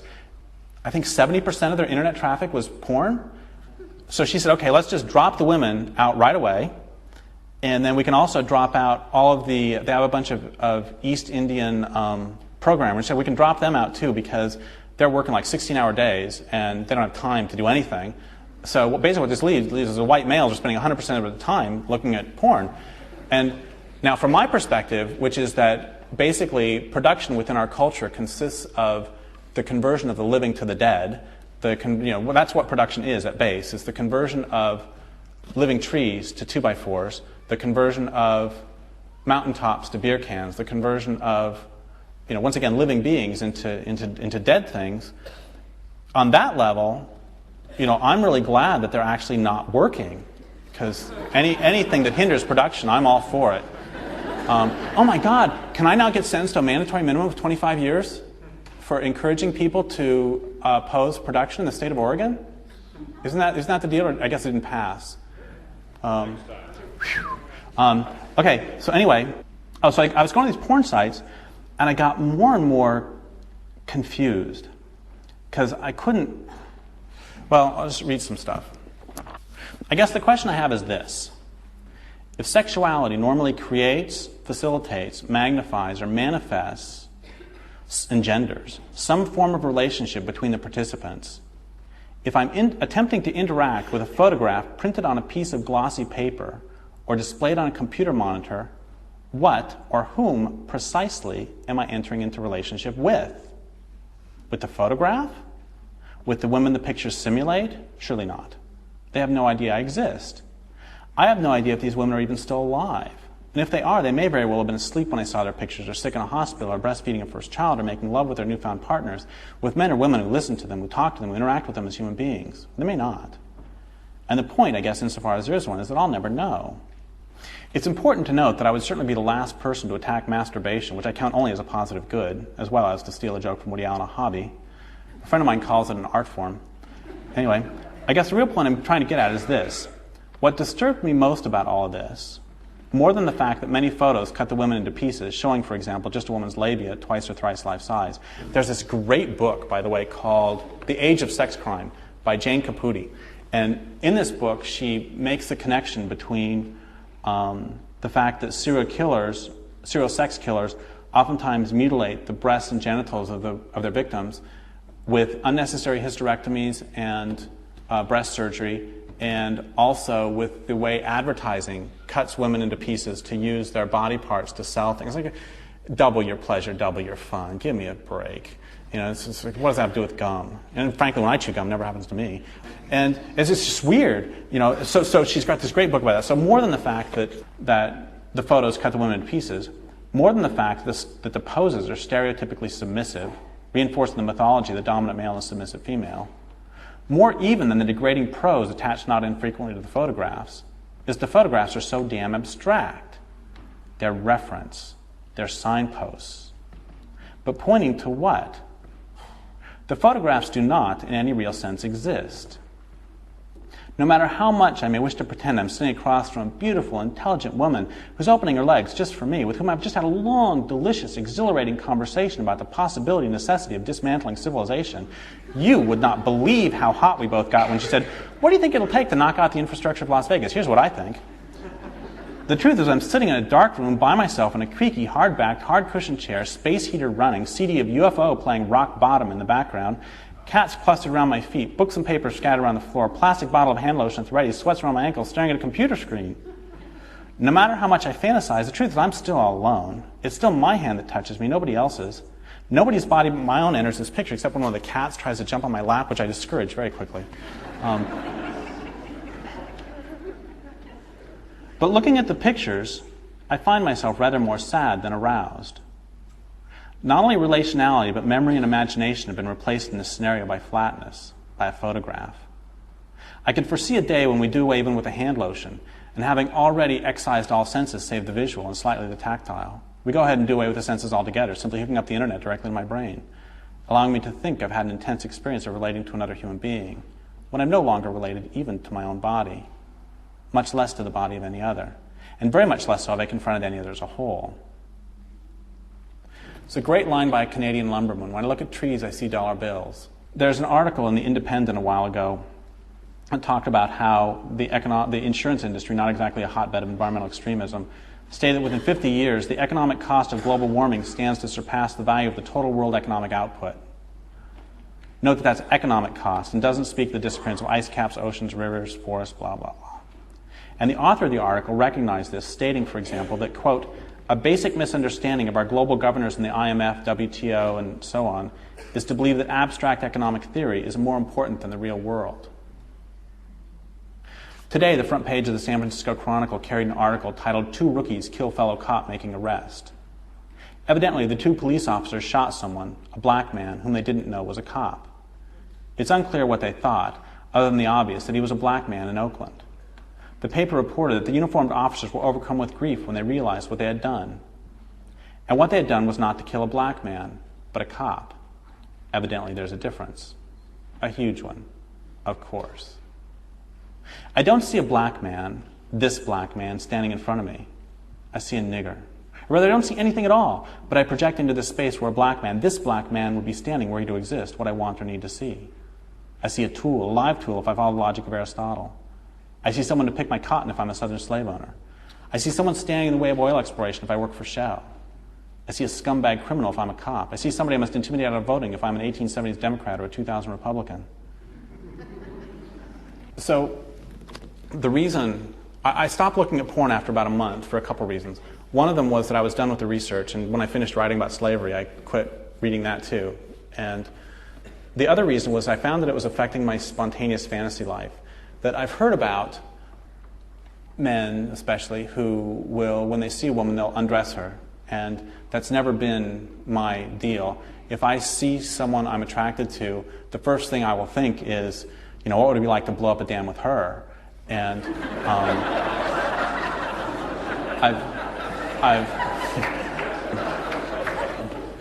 I have experienced the undressing thing once, actually. My mom, who is sitting right there,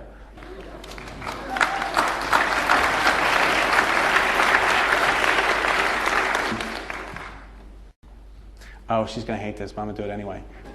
Today is her birthday.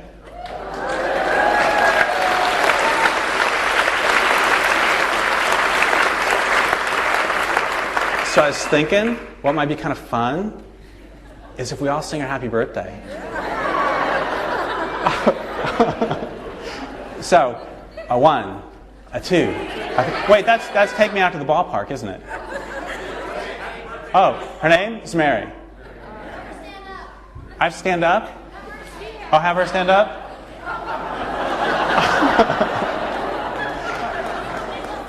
She's not going to do it. And I'm going to catch hell on the way home anyway. Anyways, you ready? Happy birthday to you. Happy birthday, dear Mary. Happy birthday to you.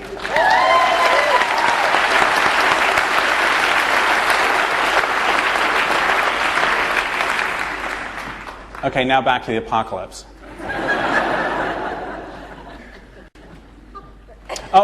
So I did experience the undressing thing once. Do you remember that home you rented in Avondale in North Idaho? You remember your landlady? Oh my God. She was this elderly woman, and one time I happened to be at my mom's when the landlady showed up, and she was looking at me like, and if it would have been a bad movie, I know she would have been saying, we can forget about the rent. It didn't feel very good. Anyway, so what I found is that looking at the porn sites was affecting my spontaneous fantasy life. And one day I was walking to the library, and it was a nice day, and there was this woman coming the other direction, and she took off her sweater, and then we nodded and smiled, and I walked past, and immediately, just spontaneously, I wondered, what's the color of her pubic hair? What's the shape of her labia? I'd never done it before. It was like a punch in the gut. And I realized that if something so obviously objectifying and something that I took into my body for only such a short period of time could affect something so intimate as my spontaneous fantasy life, what about something like advertising? What about something like an entire economic system? What about something like a scientific system that teaches us that the world consists of objects to be exploited, not beings to enter into a relationship with? Which science is a way better method of social control than Christianity ever was. Because if you don't believe in Christianity, then you just are consigned to a hell you don't believe in. But if you don't believe in science, you must be just plain stupid. And I have to say, before we go any further, that, oh yeah, you already said that my first degree was a BS in mineral engineering physics with an emphasis on BS. Be that as it may. Okay, so what about all these other forms of, I mean, every day, the stock market went up, the stock market went down, what about movies? Oh my God, I can't watch cop movies anymore because really all they are is propaganda for the police state. And, oh, by the way, did you know that 4 to 6 Americans die every day because they encounter police? Does anybody, because through beatings, shootings, medical neglect, and high-speed chases. And on the other hand, whenever a cop dies, it's always this big state funeral, with the bumper stickers, some gave all gave some. And I don't know, does anybody in here know what the most dangerous civil service job is? Garbage collection.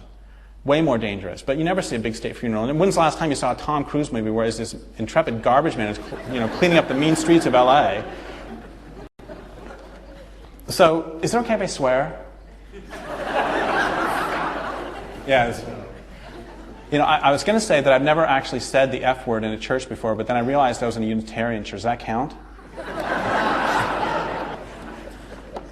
Anyway, there's this great line by Catherine McKinnon, and I want to say another thing about my mom, which is, it's so funny that my mom is so supportive of my work. I'm talking about her like she's not here. She's so supportive of my work, but a lot of times, whenever I will say fuck in my talk, and it's very important that I do, she'll frown at me, and then when we're on the way home, she'll say, did you have to say that word quite so often? Anyway, there's this great line by Catherine McKinnon. Man fucks woman, subject, verb, object. Man fucks woman, subject, verb, object. And, I'm talking about how objectification is so intrinsic, so inherent. I mean, how if it's something that happens so... Okay, well, here, I'm going to back up a second and say, fuck is the most amazing word in the world because it's all a patriarchy condensed to 4 letters. Because isn't it weird that the same word that means make love to means do great violence to? I mean, how twisted is that? It's like there was this thing going around the internet before the most recent invasion of Iraq that said, had all these sailors on a big ship, I guess they're called, with a photograph from the air, and they were all spelling out fuck Iraq. And I'm thinking, if we use the other definition, this might be an okay kind of fun thing. But I mean, okay, so there's this man fucks woman, subject, verb, object. Even within the context of a loving heterosexual relationship, the women still get objectified because the man says to the woman, I would like to be inside of you. You know what just happened grammatically? She's the object of the sentence. The woman says to the man, I would like for you to be inside of me. You know what just happened? She's the object of the sentence. So the man could say, I would like for you to be around me. And the woman will say, will you please speak English? It's very problematical, even grammatically, for the woman not to get objectified. My point is that this is so pervasive, which, by the way, is something else I think is very interesting, is I never did understand homophobia, because I always thought that if you don't like gays, you probably just shouldn't date one. But back in the whole Clinton don't ask, don't tell thing, I finally understood it. And it has to do with, which, by the way, I have to tell you that I agree that homosexuals should not, absolutely positively not be allowed into the military. But then again, I also think that heterosexuals, asexuals, bisexuals, and the transgendered should not be allowed in the military either. Anyway, there's this military spokesperson was saying that the reason we can't have gays in the military is because, can you imagine, he said, this direct quote, can you imagine what would happen if a private had sex with a lieutenant? I was thinking, well, I can imagine that, sure. And his point was not, and he said it would destroy chain of command, and his point was not that they would become so intimate that the lieutenant could not order the private to his death. His point was, very specific, he didn't say if a lieutenant had sex with a private. Remember, man fucks woman, subject, verb, object. So if you have man fucks man, all the tiny brains start getting really, really confused because it destroys that whole directionality. Well, okay, we're going to talk about the F word for a second again, still, which is the most common, and then we'll drop it. The most common words that, God, I haven't hit by lightning yet. Anyway, the most common words that I ever hear said by an environmentalist anywhere in the country are, we're fucked. We're so fucked. Not in the good sense. I mean, I ask people all over the country, do you believe that our culture will undergo a voluntary transformation to a sane and sustainable way of living? Yeah. That's the response I get everywhere. And, well, no, one guy stuck his hand up in the air, and everybody looked at him, and he said, oh, voluntary? No, of course not.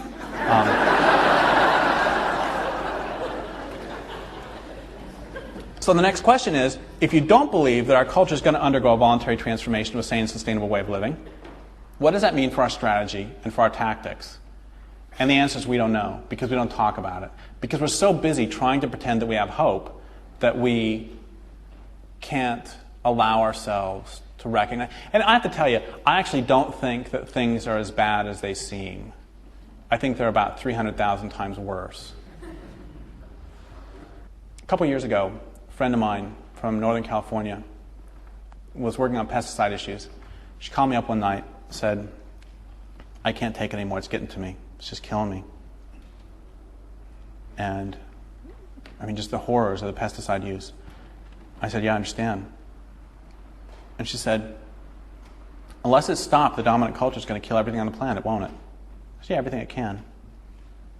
She said, it has a death urge, doesn't it? It wants to kill everything. I said, yeah, it does. She said, it hates everything, doesn't it? I said, yeah, even itself. I said, we're not going to make it to some great new glorious tomorrow, are we? And I thought for a second, and then I said the thing I knew all along was the best thing to say, which is, I've been waiting for you to say that. And the reason I did that is because about 11 or 12 years ago, I was undergoing this collapse where I would just burst into tears a lot, a couple times a day, 3 or 4 times a week. And I was crying over the salmon and grizzly bears, prairie dogs. And a lot of my environmentalist friends were saying, so Derrick, just back off. You know, the problems will still be there when you come back. And I knew I couldn't do that. And I knew, besides which, if you're not going to cry about the death of the salmon, what are you going to cry about? You know, if you're not going to cry about the death of grizzly bears, what are you going to cry about? There's got to be, I mean, if crying means anything at all, you know. And one day I called my friend, Jeanette Armstrong, who's an Okanagan Indian. She's a writer and activist. And I said, this is killing me. I can't take it. She said, I understand. And I said, you know, unless it's stopped, the dominant culture is going to kill everything, isn't it? She said, yeah, everything it can. And I said, it has a death urge, doesn't it? She said, yeah, it does. It wants to kill everything. And I said, hates everything, doesn't it? She said, yeah, it does, even itself. And I said, we're not going to make it some great new glorious tomorrow, are we? And she said the best thing she could have said, which is, I've been waiting for you to say that. And the reason that was the best thing she could have said is because it normalized my despair. And it let me know that despair is an appropriate response to a desperate situation. And it let me know that sorrow is just sorrow, and pain is just pain. And it let me know that I realized then that it wasn't so much the sorrow nor even pain that hurt as it was my resistance to it. And it killed me. No, it was sort of didn't. It let me know that I could face this, face how awful things are, and it didn't kill me. But it did kill me, which is actually kind of cool, because one of the most amazingly intelligent things that the Nazis did to the Jews was they co-opted rationality, so that every step of the way it was in the Jews' best interest to not resist. Would you rather get an ID card, or would you rather resist and possibly get killed? Would you rather move to a ghetto? Would you rather resist and possibly get killed? Would you rather get on a cattle car? Would you rather resist and possibly get killed? Would you rather take a shower? Would you rather resist and possibly get killed? Every step of the way, it was in their rational best interest to not resist. But I'll tell you this, that the Jews who participated in the Warsaw Ghetto Uprising had a much higher rate of survival than those who didn't. Keep that in mind over the next 10 years. But so the amazing thing was, the cool thing was, that night, I died. And there's a wonderful thing of that day. And one of the wonderful things that happens when you're dead is they can't touch you anymore. You know, I can still sing, and I can still make love, and I can still fight like hell. But they can't touch me, because I'm dead already. And one of the reasons that my mother stayed in the relationship with my father, well, one of the reasons was because there were no battered women's shelters in the 50s and 60s. But another reason was because of the false hope that my father would change. And false hopes bind us to unlivable situations. Is there anybody who really thinks that warehouses are going to stop deforesting because we ask nicely? You know, is there anybody who thinks that if we all hold hands and sing "Give Peace a Chance," that those in power will stop killing brown people all over the world. It's like, what do we do? Okay, so here's the deal, is that, one of the questions I get, is people say, so Derrick, if things are so bad, why don't you just kill yourself? And I say, because life is really good. It's like, I'm a complex enough being that I can hold in my heart, we're fucked. Life is so good. And we're fucked. Our life is so good.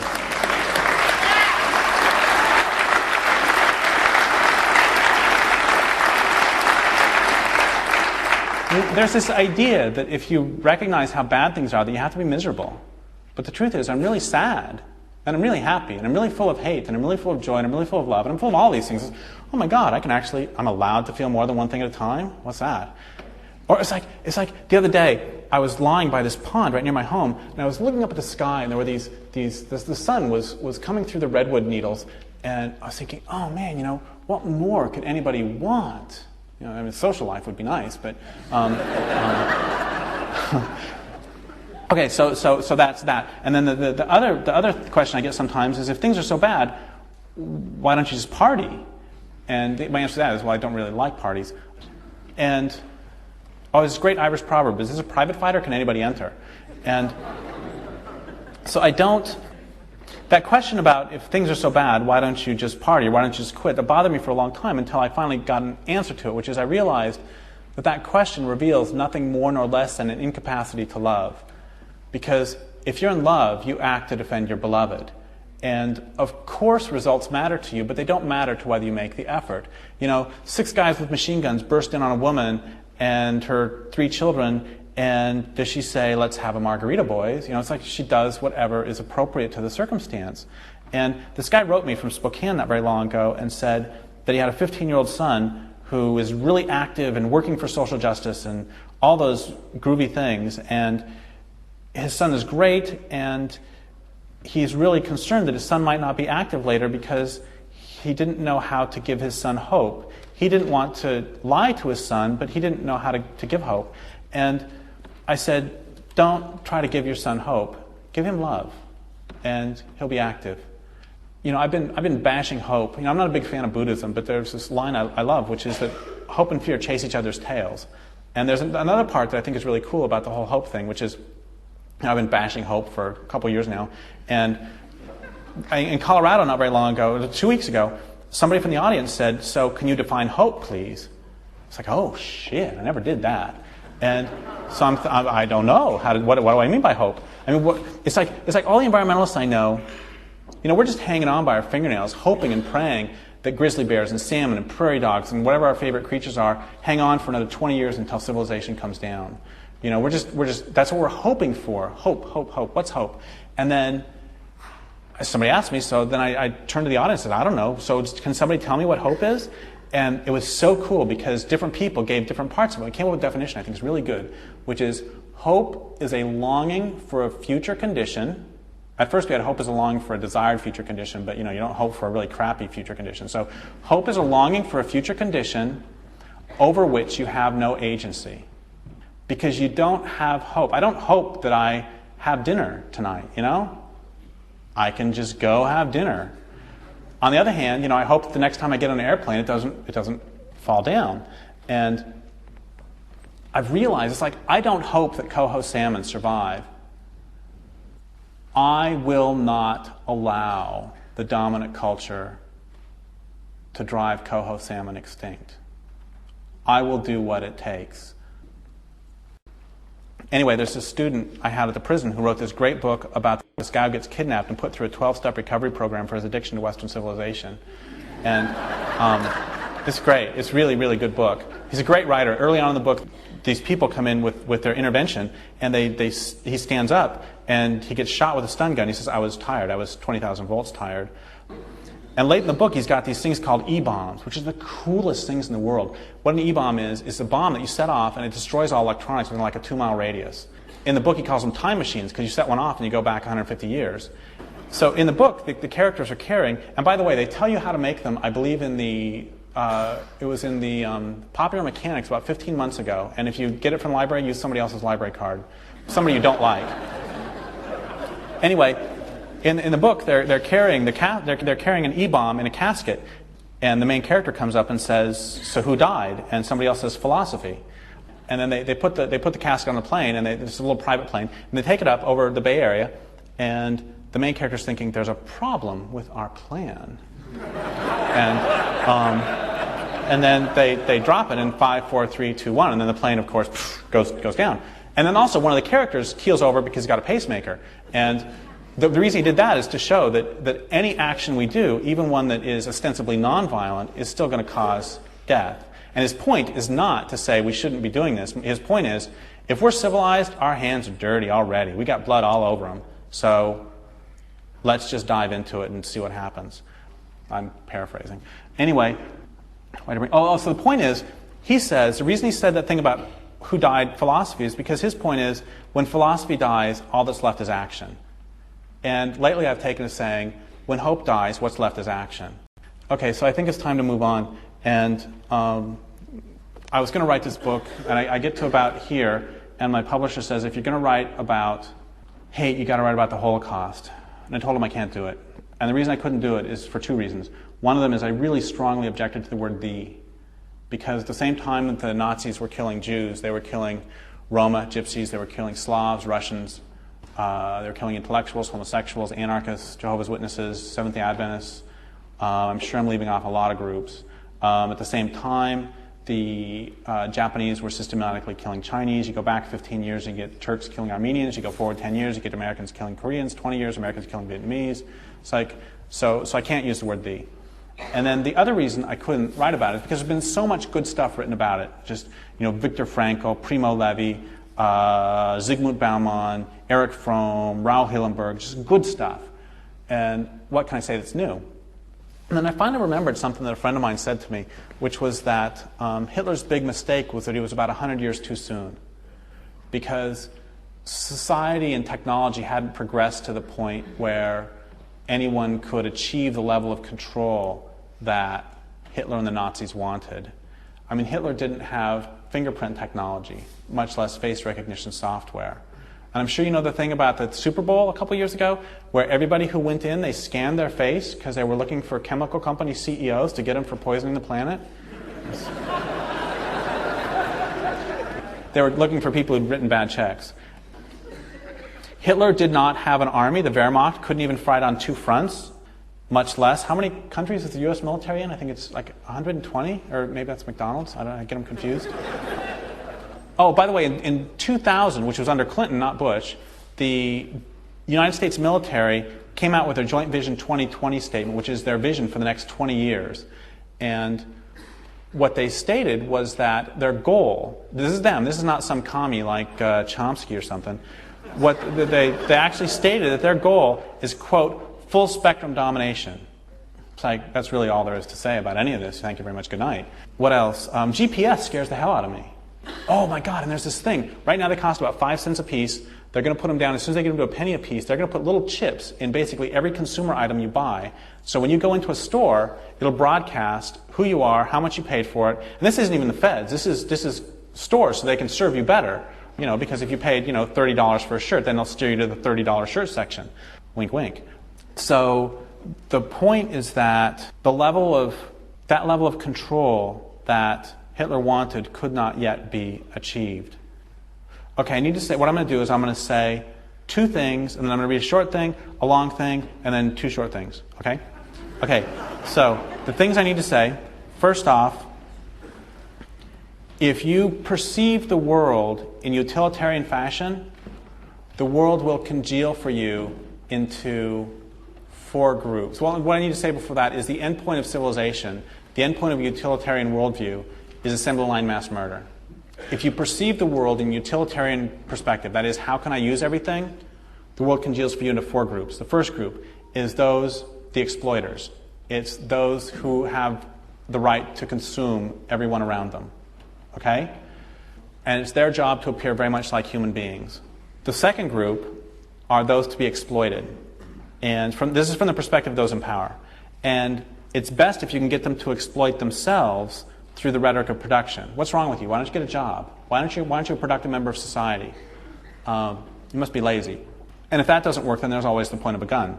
And the third group, which, by the way, is the purpose of education, really, is to brainwash kids to prepare them, to break their wills sufficiently for lives of painful employment.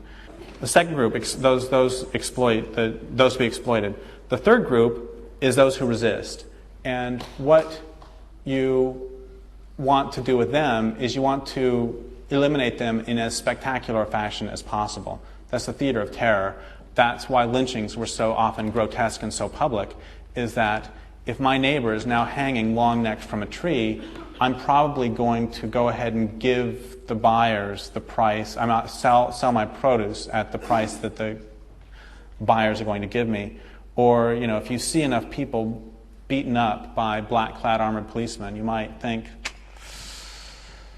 I think I want to watch football this weekend. And the fourth group is those who are simply extra.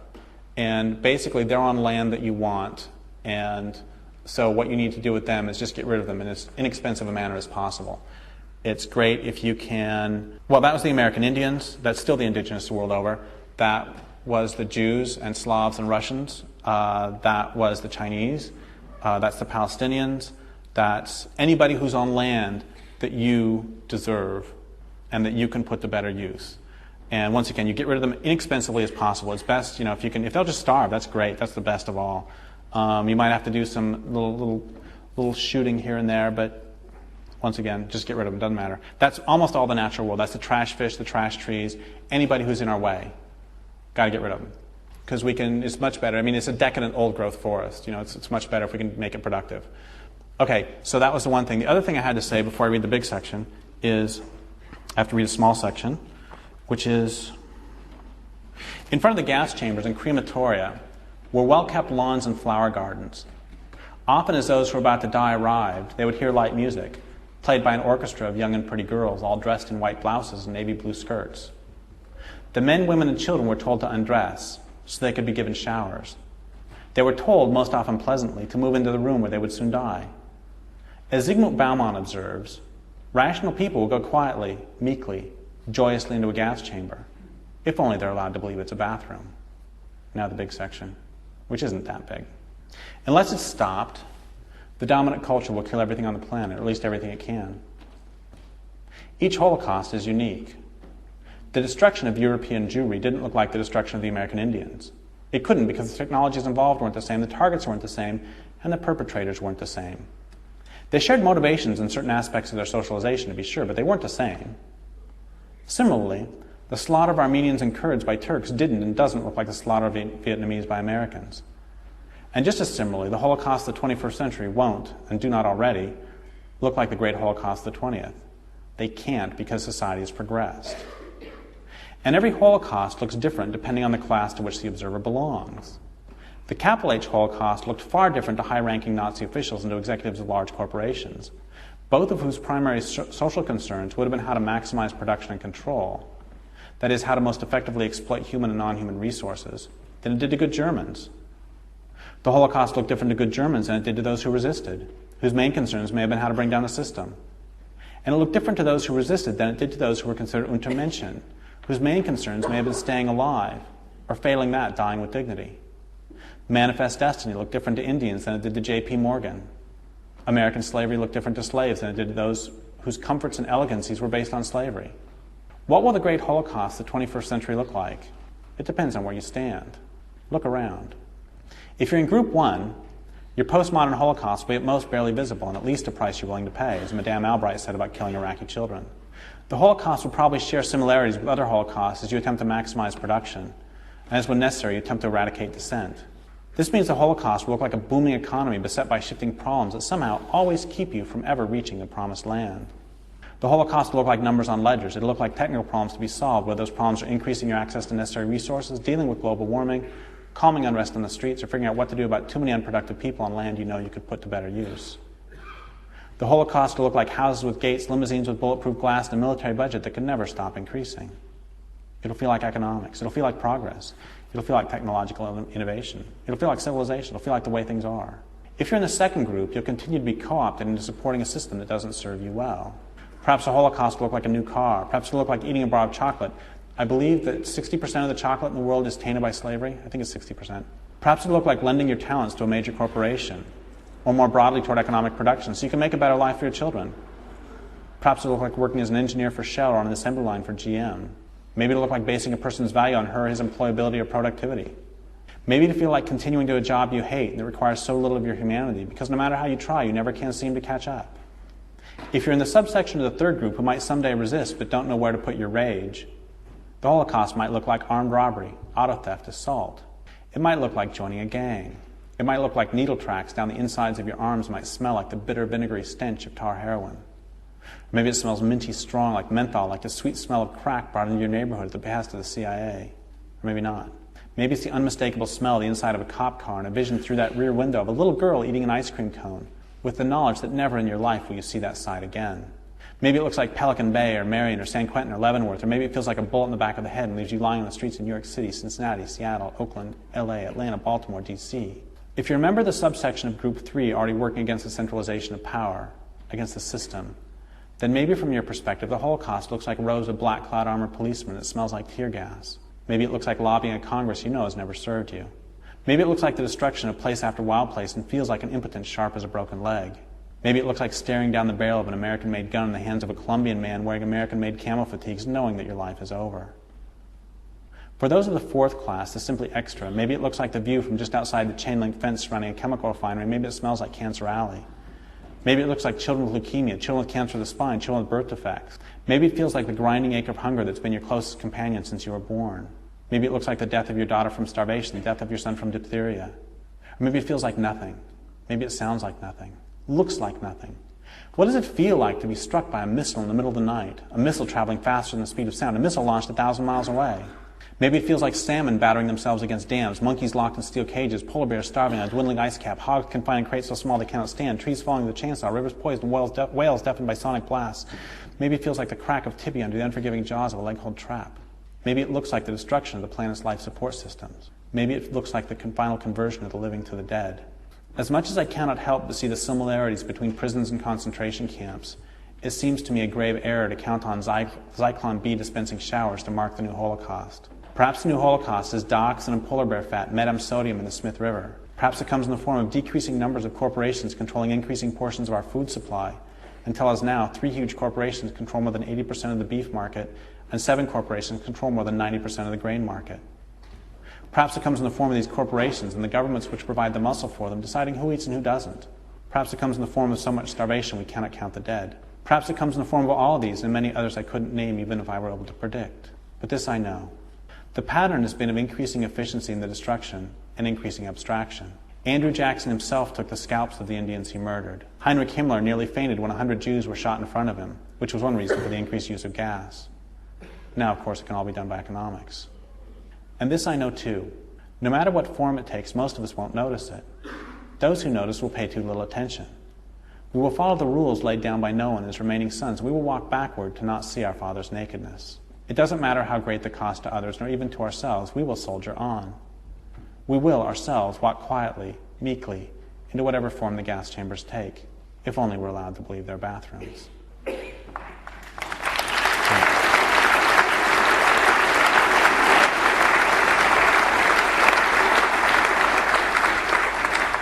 Thank you. This book is dedicated to someone whose name I don't know. He was living in Altanaya, Colombia, and when a member of a U.S.-backed death squad came to get him, he wrestled the gun from the man's hands. Unfortunately, he had never before held a gun, and he didn't know how to use it. And so he was overpowered, tied to a tree, and killed with a chainsaw. And so this book is a weapon. It's a gun to be put in the hands of those of us who wish to oppose these atrocities, a manual on how to use it. It's a knife to cut the ropes that bind us to our ways of perceiving and being in the world. It's a match to light a fuse. And since it's customary, after talking about the apocalypse, to end on a happy note, I'm going to read a very short section that is very happy. Once upon a time, human beings lived here. They sat by the stream and they laughed. They slept. They had sex. They caught salmon. They ate them. They quarreled with their neighbors. Sometimes they even fought.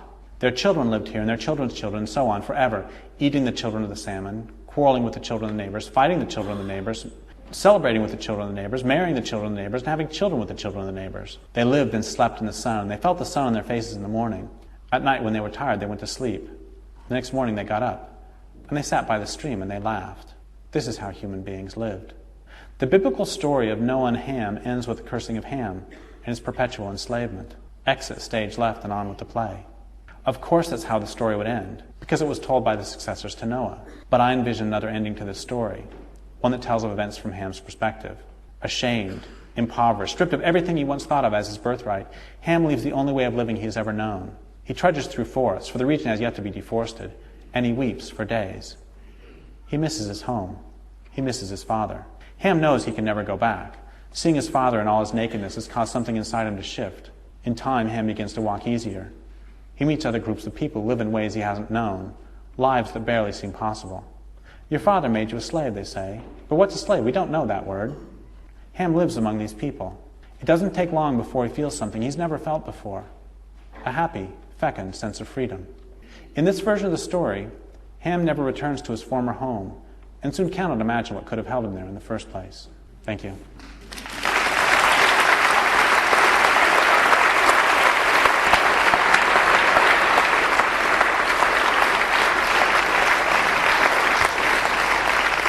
Whatever you wonder. And we have just a few questions from those folks. If you want to stick around and keep Derrick up really late, then don't ask any questions and you can come down later. But if there's anybody who really has a burning question, would like to ask it now, and then really has to get home, go ahead.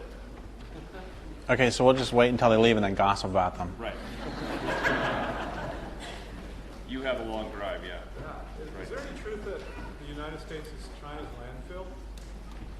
I'm sorry, what did you say? Is there any truth that the United States is really just China's landfill? Aren't we sort of putting ourselves on a pedestal thinking we have something going here? I don't know what you mean by China's landfill. Well, question. Well, I will as soon as I understand it. Well, the question, as I understand it, is there any truth? You said that the United States is China's landfill. Yeah. Is that right? I don't know what that means. Well, just about everything that we consume is made there, and it goes in a dump in 3 or 4 years. Oh, yeah, that's good. Oh, yeah. Right. They send stuff over here, we use it for a little bit, and then we throw it away. That's brilliant.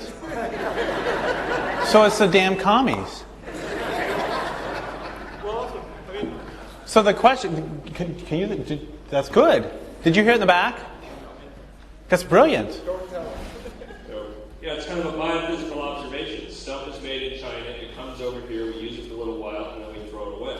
Here. Yeah. Right. I love that reframing. sometimes it goes back.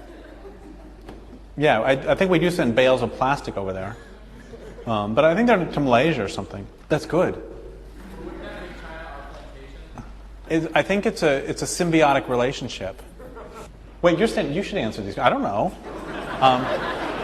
It's certainly. I mean, certainly. That's one of the things. Okay, so I'm going along in the book, and one of the things I'm wondering is why there was so much grotesque violence in the United States against African Americans, for example, between 1860s and 1920s, and why there aren't death squads in the United States now. And I got two answers to that, actually. One of them comes from John Stockwell, who's a ex-CIA agent who came in from the cold. And somebody asked him once, if everything you say is true, why haven't they killed you yet? And he said, because they're winning. So that's one reason why those in power aren't killing us yet, is because they're winning. I mean, as soon as there's a serious threat to their power, we're all history. But the other thing is this line by W.E.B. Du Bois around the turn of about 1914 or so. He had this great line about no longer is it the merchant class against the poor really in the United States. He said it much better than this. But basically, it's the nation state against the world. And so what I was thinking about is I was sort of picturing that at the frontier, where the reason that there's not so much violence, not so much overt violence against the underclass in the United States, except by the cops, is that we in the United States are more fully metabolized into the system. And the most overt violence happens at the frontier. That's why you get Colombian death squads. That's why you get Honduran, because they're still in the colonies where the people are still resisting the theft of their land. And here, we no longer resist the theft of the land. We simply pay rent. I mean, how weird is that? I mean, the notion of actually paying to exist on the planet, that's really, really weird. Please forgive me, Mr. Ashcroft. I think that actually the whole world is the United States' colony, actually. Which, one more thing I want to say about that is in the new book, which is once again about how to take down civilization. I've been bashing civilization for 15 years now or something, and I figure I finally better define it. And so what I do is I define civilization as any way of life characterized by the growth of cities, which I think is defensible both historically and linguistically, actually. And so it's like, that's very nice, Derrick, but what's a city? And I define a city as a collection of people living in numbers large enough to require the importation of resources. That separates it from a camp or a village or anything else. And what this means is a couple things happen as soon as you've got this. One of them is if you require the importation of resources, by definition, your way of living is not and can never be sustainable. Because if you require the importation of resources, that means you're depleting it where you live, you got to deplete it around. And the other thing it means is that your way of life must be based on violence, because if you require the importation of resources, trade will never be sufficiently reliable. Because if there's salmon in the next watershed over, you need them, you don't want them, you need them, and they're not going to give them to you, they're not going to trade for them, you got to take them. Which means that we could all turn into junior bodhisattvas, and it wouldn't matter so long as we've got cities. And by now, the city mentality has expanded to really fill, the entire industrialized world. So, is China our... Well, that's another thing. No, actually.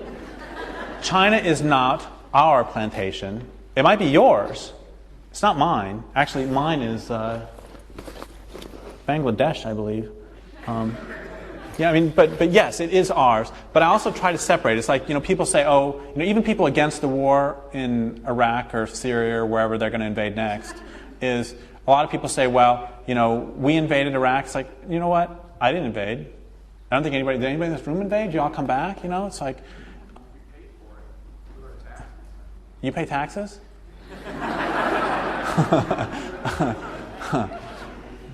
This isn't like being sent out, is it? Yes, we pay for it, but we didn't do it. And, that's the whole... I'll go to another question. I'm sure I'll get these licks in there somewhere. Another question? Do you like your job? I wake up every day thanking the fates and not believing that I'm actually living the life that I am. I am unbelievably blessed. The only problem I have with it, and this is probably the most quoted line from language, is the line that says, every morning when I wake up, I ask myself whether I should write or blow up a dam. And I'm not sure that my work is useful. And or maybe it's useful, but I'm not sure it's useful enough. Because I don't want to change discourse so that taking down civilization passes the laugh test. I want to take down civilization.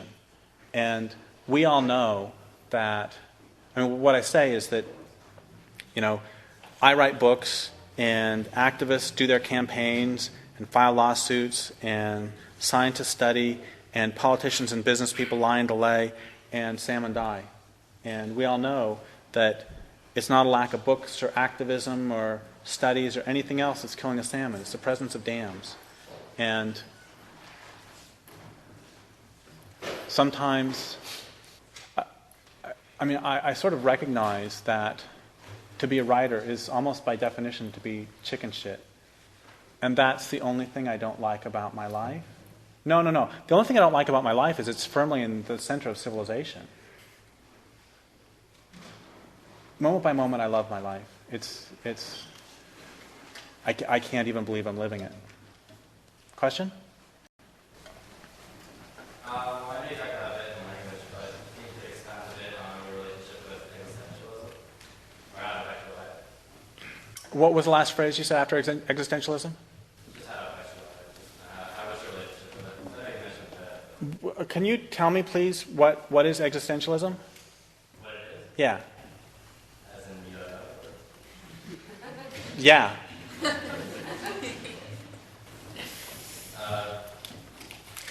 an individualist philosophy. What does that mean, an individualist? Responsibility for your own actions. I think it's really important to take responsibility for one's own actions. And actually, okay, what I'm going to do is I'm going to spin this off in a different direction, if you don't mind. I'm friends with Frances Moore LePay, by the way, and she gave me this great advice, which is, if anybody ever asks you a question that you don't want to answer, use one word from their question in the first sentence of your answer, and then you can say whatever you want, and they'll think you've answered it. So what I think about existentialism is that one should take responsibility for one's actions. I sometimes, where I want to go with this, at least for now, is that sometimes people will throw out this idea that if you use toilet paper, that you're just as culpable for the destruction of the planet as the CEO of Weyerhaeuser. You know, I drive a car, so I'm responsible for global warming. It's my fault. And I have a couple things to say about that. One is, if I were to die, deforestation would still continue, and so would global warming. It's not my fault. And the second thing is, I'm placed firmly in the center of this system. And I know this isn't what you asked, but anyway, I'm placed firmly in the center of this system, and I can't take responsibility for what's not mine. And, it was great. I was with some anarchists in Portland after a talk. And, I'm going to talk about some other anarchists for a second. This is why there'll never be an anarchist revolution. Because I was down in Florida, and after the talk, there was, I think, 12 of us anarchists were going to go out to dinner. It took us a half hour to try to come to consensus on who goes in which car. And finally this one woman just said, look, you three, this car, you four, this car, you two, this car. And we're like, okay, cool. And so that's how we get the revolution. She should call it. Anyway, we're up in Portland, and we're all going to go get something to eat. And we're driving around, and one anarchist, it's like a joke, one anarchist said to the other, one anarchist said, we should go to this restaurant over here because they pay the people who work there, they pay them a livable wage, it's unionized, it's great, it's all organic food. And then the rest of us just looked at each other and said, we can't afford to eat there. And so the point is, we didn't create the whole logic of consumerism, all that stuff. So,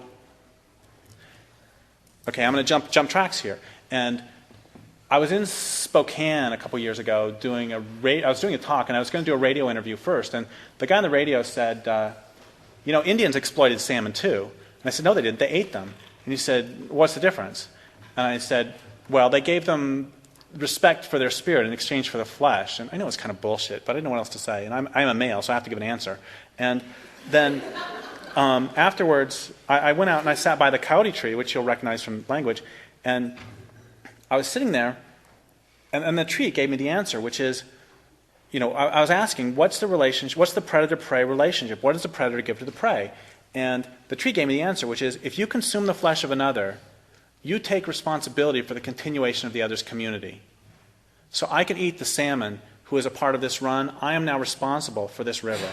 I am now responsible to make sure that this run continues, both on a moral level and on a straight physical eating level, because if I don't, then the salmon aren't going to come back. I mean, if you eat more than, it doesn't take a rocket scientist to figure out that if you eat more than are there, then eventually I'll disappear. It takes anybody but a rocket scientist to figure that one out. So that's my responsibility. So if I use toilet paper, I am responsible for halting deforestation. I want to go another direction now and say I used to think that our culture specialized, and this is all in the new book. The book I'm writing, I'm going to go another direction now, which is that, so after I wrote this book, my publisher challenged me to write a short book, so I wrote two. One of them's coming out this summer on deforestation, and one of them's coming out next spring, and it's on education. I took the 5 or 10 pages from language, and I expanded those into a whole book. And then the book I'm doing now about how to take down civilization. And this summer I'm doing a book on FBI and corporate surveillance techniques, another short book. And then I'm also doing a coffee table book on zoos. It's going to be using zoos as a central metaphor for our culture. There's this photographer who's amazing, done these just heartbreaking pictures of, it's going to be anti-zoo book, of course. And I'm doing that. And then this big book, which is going to be even bigger than this one, is the best book I've written so far. It's so good. Anyway, so one of the things in there is that the culture, I used to think that the culture specializes in parodies, that like heaven is a parody of sort of heaven right now, right here, the eternal present thing. Hey, that's kind of an existential thing, isn't it?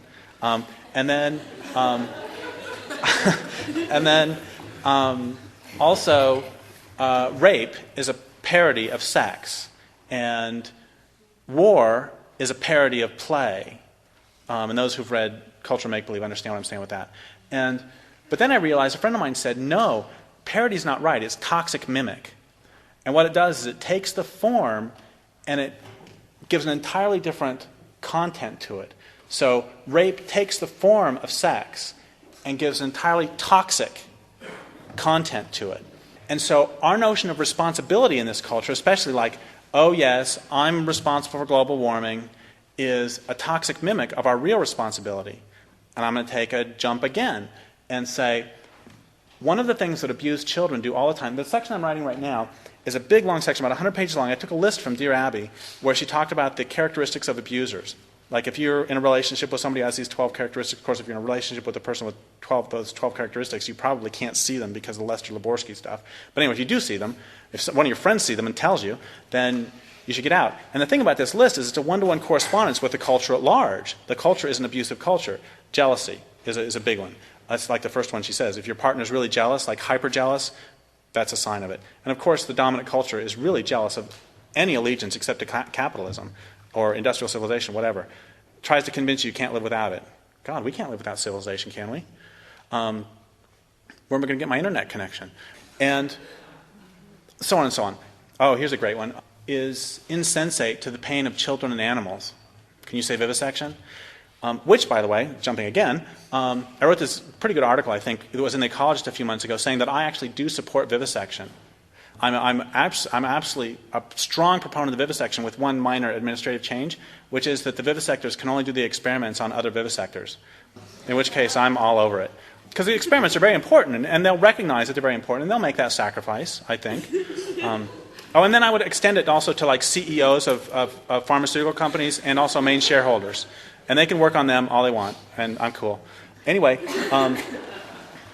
so abused children oftentimes assume responsibility for the abuse that's done to them.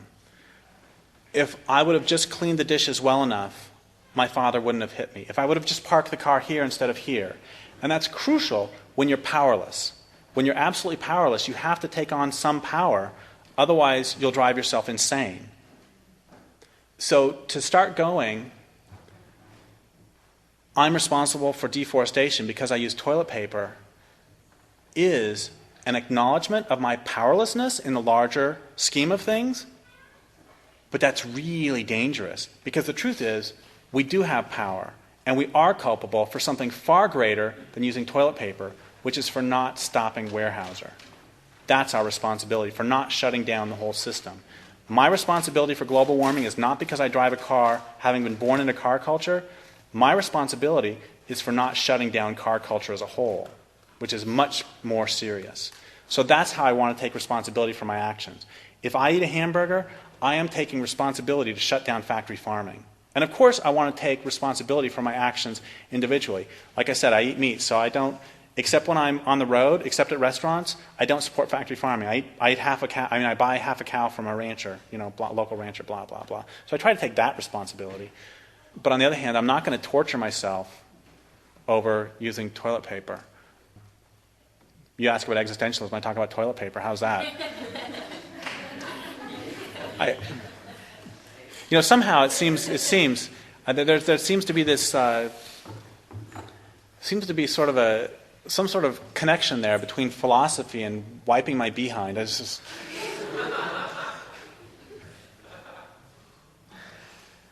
I think that Kierkegaard would approve. Question? Another question I can avoid? You had mentioned something rather interesting about the fact that people are blind to certain aspects. I'm just wondering if you could expand on that, some books on that idea, the things that they cannot see that are right in front of them. Okay, the question was... The question was, I talked earlier about our incapacity to perceive many things that threaten our worldview, and are there books I can recommend that would help people to see the things we don't normally see or talk about. Yeah, this one.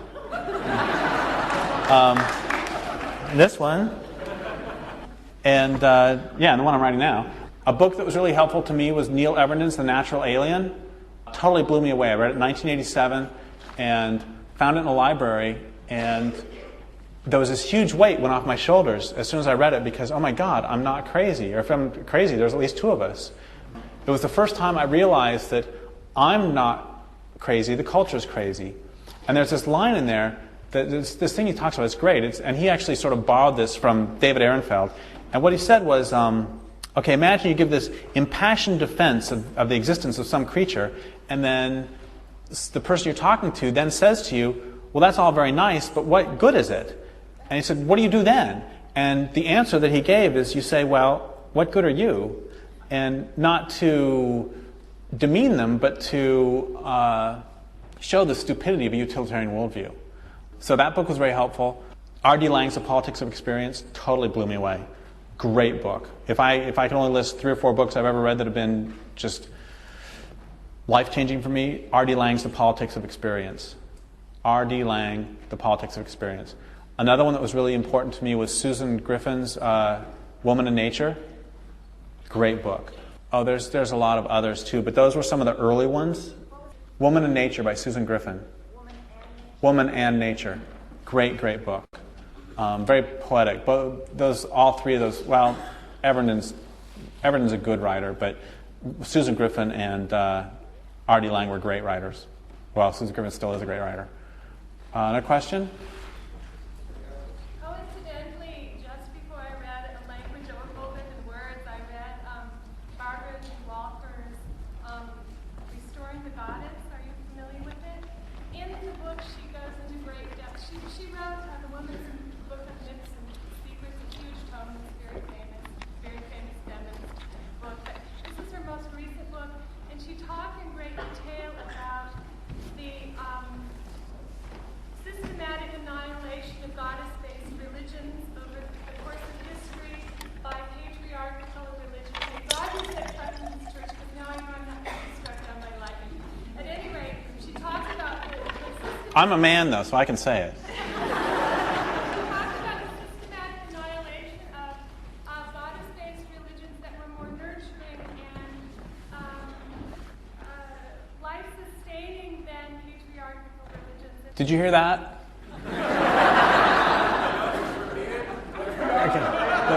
Okay. In a nutshell, her idea is that much of the destruction of the planet that we see around us is a result of the destruction of goddess-based religions in favor of this patriarchal sky god. Is that? And so, what do I think about that? And actually, even though I bash Christianity and bash science and all those things, I actually don't think they're the problem. I think that they're manifestations of the problem. I think that I used to call them roots or branches of the same tree, but I don't like to use a living metaphor for it. They're manifestations of the same illness, of the same desire to control. I don't know where it all started. I don't know why. This book is... My sort of fundamental thesis of this book is we have an entire culture suffering from what Judith Herman would call complex post-traumatic stress disorder. And in a nutshell, what that means is that our entire culture is so traumatized that we're too terrified to have relationships with humans, non-humans, whatever. So that's the central thesis of this book. In this book, it's that our social systems based on, and it's intractable and it's irredeemable because of that. And this one is how our social systems based on competition lead inevitably to atrocity. And the new one is how, as I said, I'm sort of going on a physical level, that the physical necessity of importing resources makes violence inevitable. But I got some other ideas too. One of the ideas I've been thinking about a lot, and I'm going to write a novel in about a year or two that explores this, another really interesting book is Jack Forbes' Columbus and Other Cannibals. Jack D. Forbes, Columbus and Other Cannibals. And his thesis in there is that the problem is a spiritual illness with a physical vector. So if I have the flu and I cough, is that how you get rid of it? Is that how you give somebody else the flu? Okay. So if I have the flu and I cough and I give it to somebody else and I give it to you, you're going to get the shakes and the chills and the upset stomach and stuff. But if I have the Wedigo disease or the cannibal sickness and I cough and I give it to you, you're going to become a capitalist. You become a vampire. You need to consume the souls of others in order to survive. And it's not a metaphor. It's actual real. Okay, so I think it's really cool. I've been thinking about this a lot. Rabies. You know how rabies works? It is the coolest thing in the entire world. What it is, it's a parasite that gets into the bloodstream and goes to the brain or the pituitary or what? Pituitary? Yeah, it gets in the pituitary, and then it causes the creature to bite somebody else. And I read that when I was like 15, and I was thinking, who's in charge? And what is the skunk thinking as it goes to bite somebody else? Is it thinking, Gandhi, no violence, no violence? Or is it thinking, I always hated that son of a bitch? Or is it thinking, I have a gift. I need to go on a mission. I need to proselytize for the great god rabies. What's it thinking? And so I've started thinking, and like there's these snails. It's pretty cool. These snails that the intermediate host is a bird. So when the snail gets the parasite, it'll go up on top of a little rock and it'll wave its shell up around the air to get the bird to come down. So once again, who's in charge? Okay, we're going to go a different direction for a second, which is, I've got a line in language where this Dene man says that the reason that uranium gives people radiation sickness is because it wants to stay in the ground. Like if you pick up a rattlesnake, it bites you because it doesn't want you to pick it up. If you pick up radiation, or if you dig it up, it's going to give you this sickness. Not mechanistically, but with volition. And I was thinking, gold, oil, what they do, they want to stay underground, and when they come up, they make people crazy.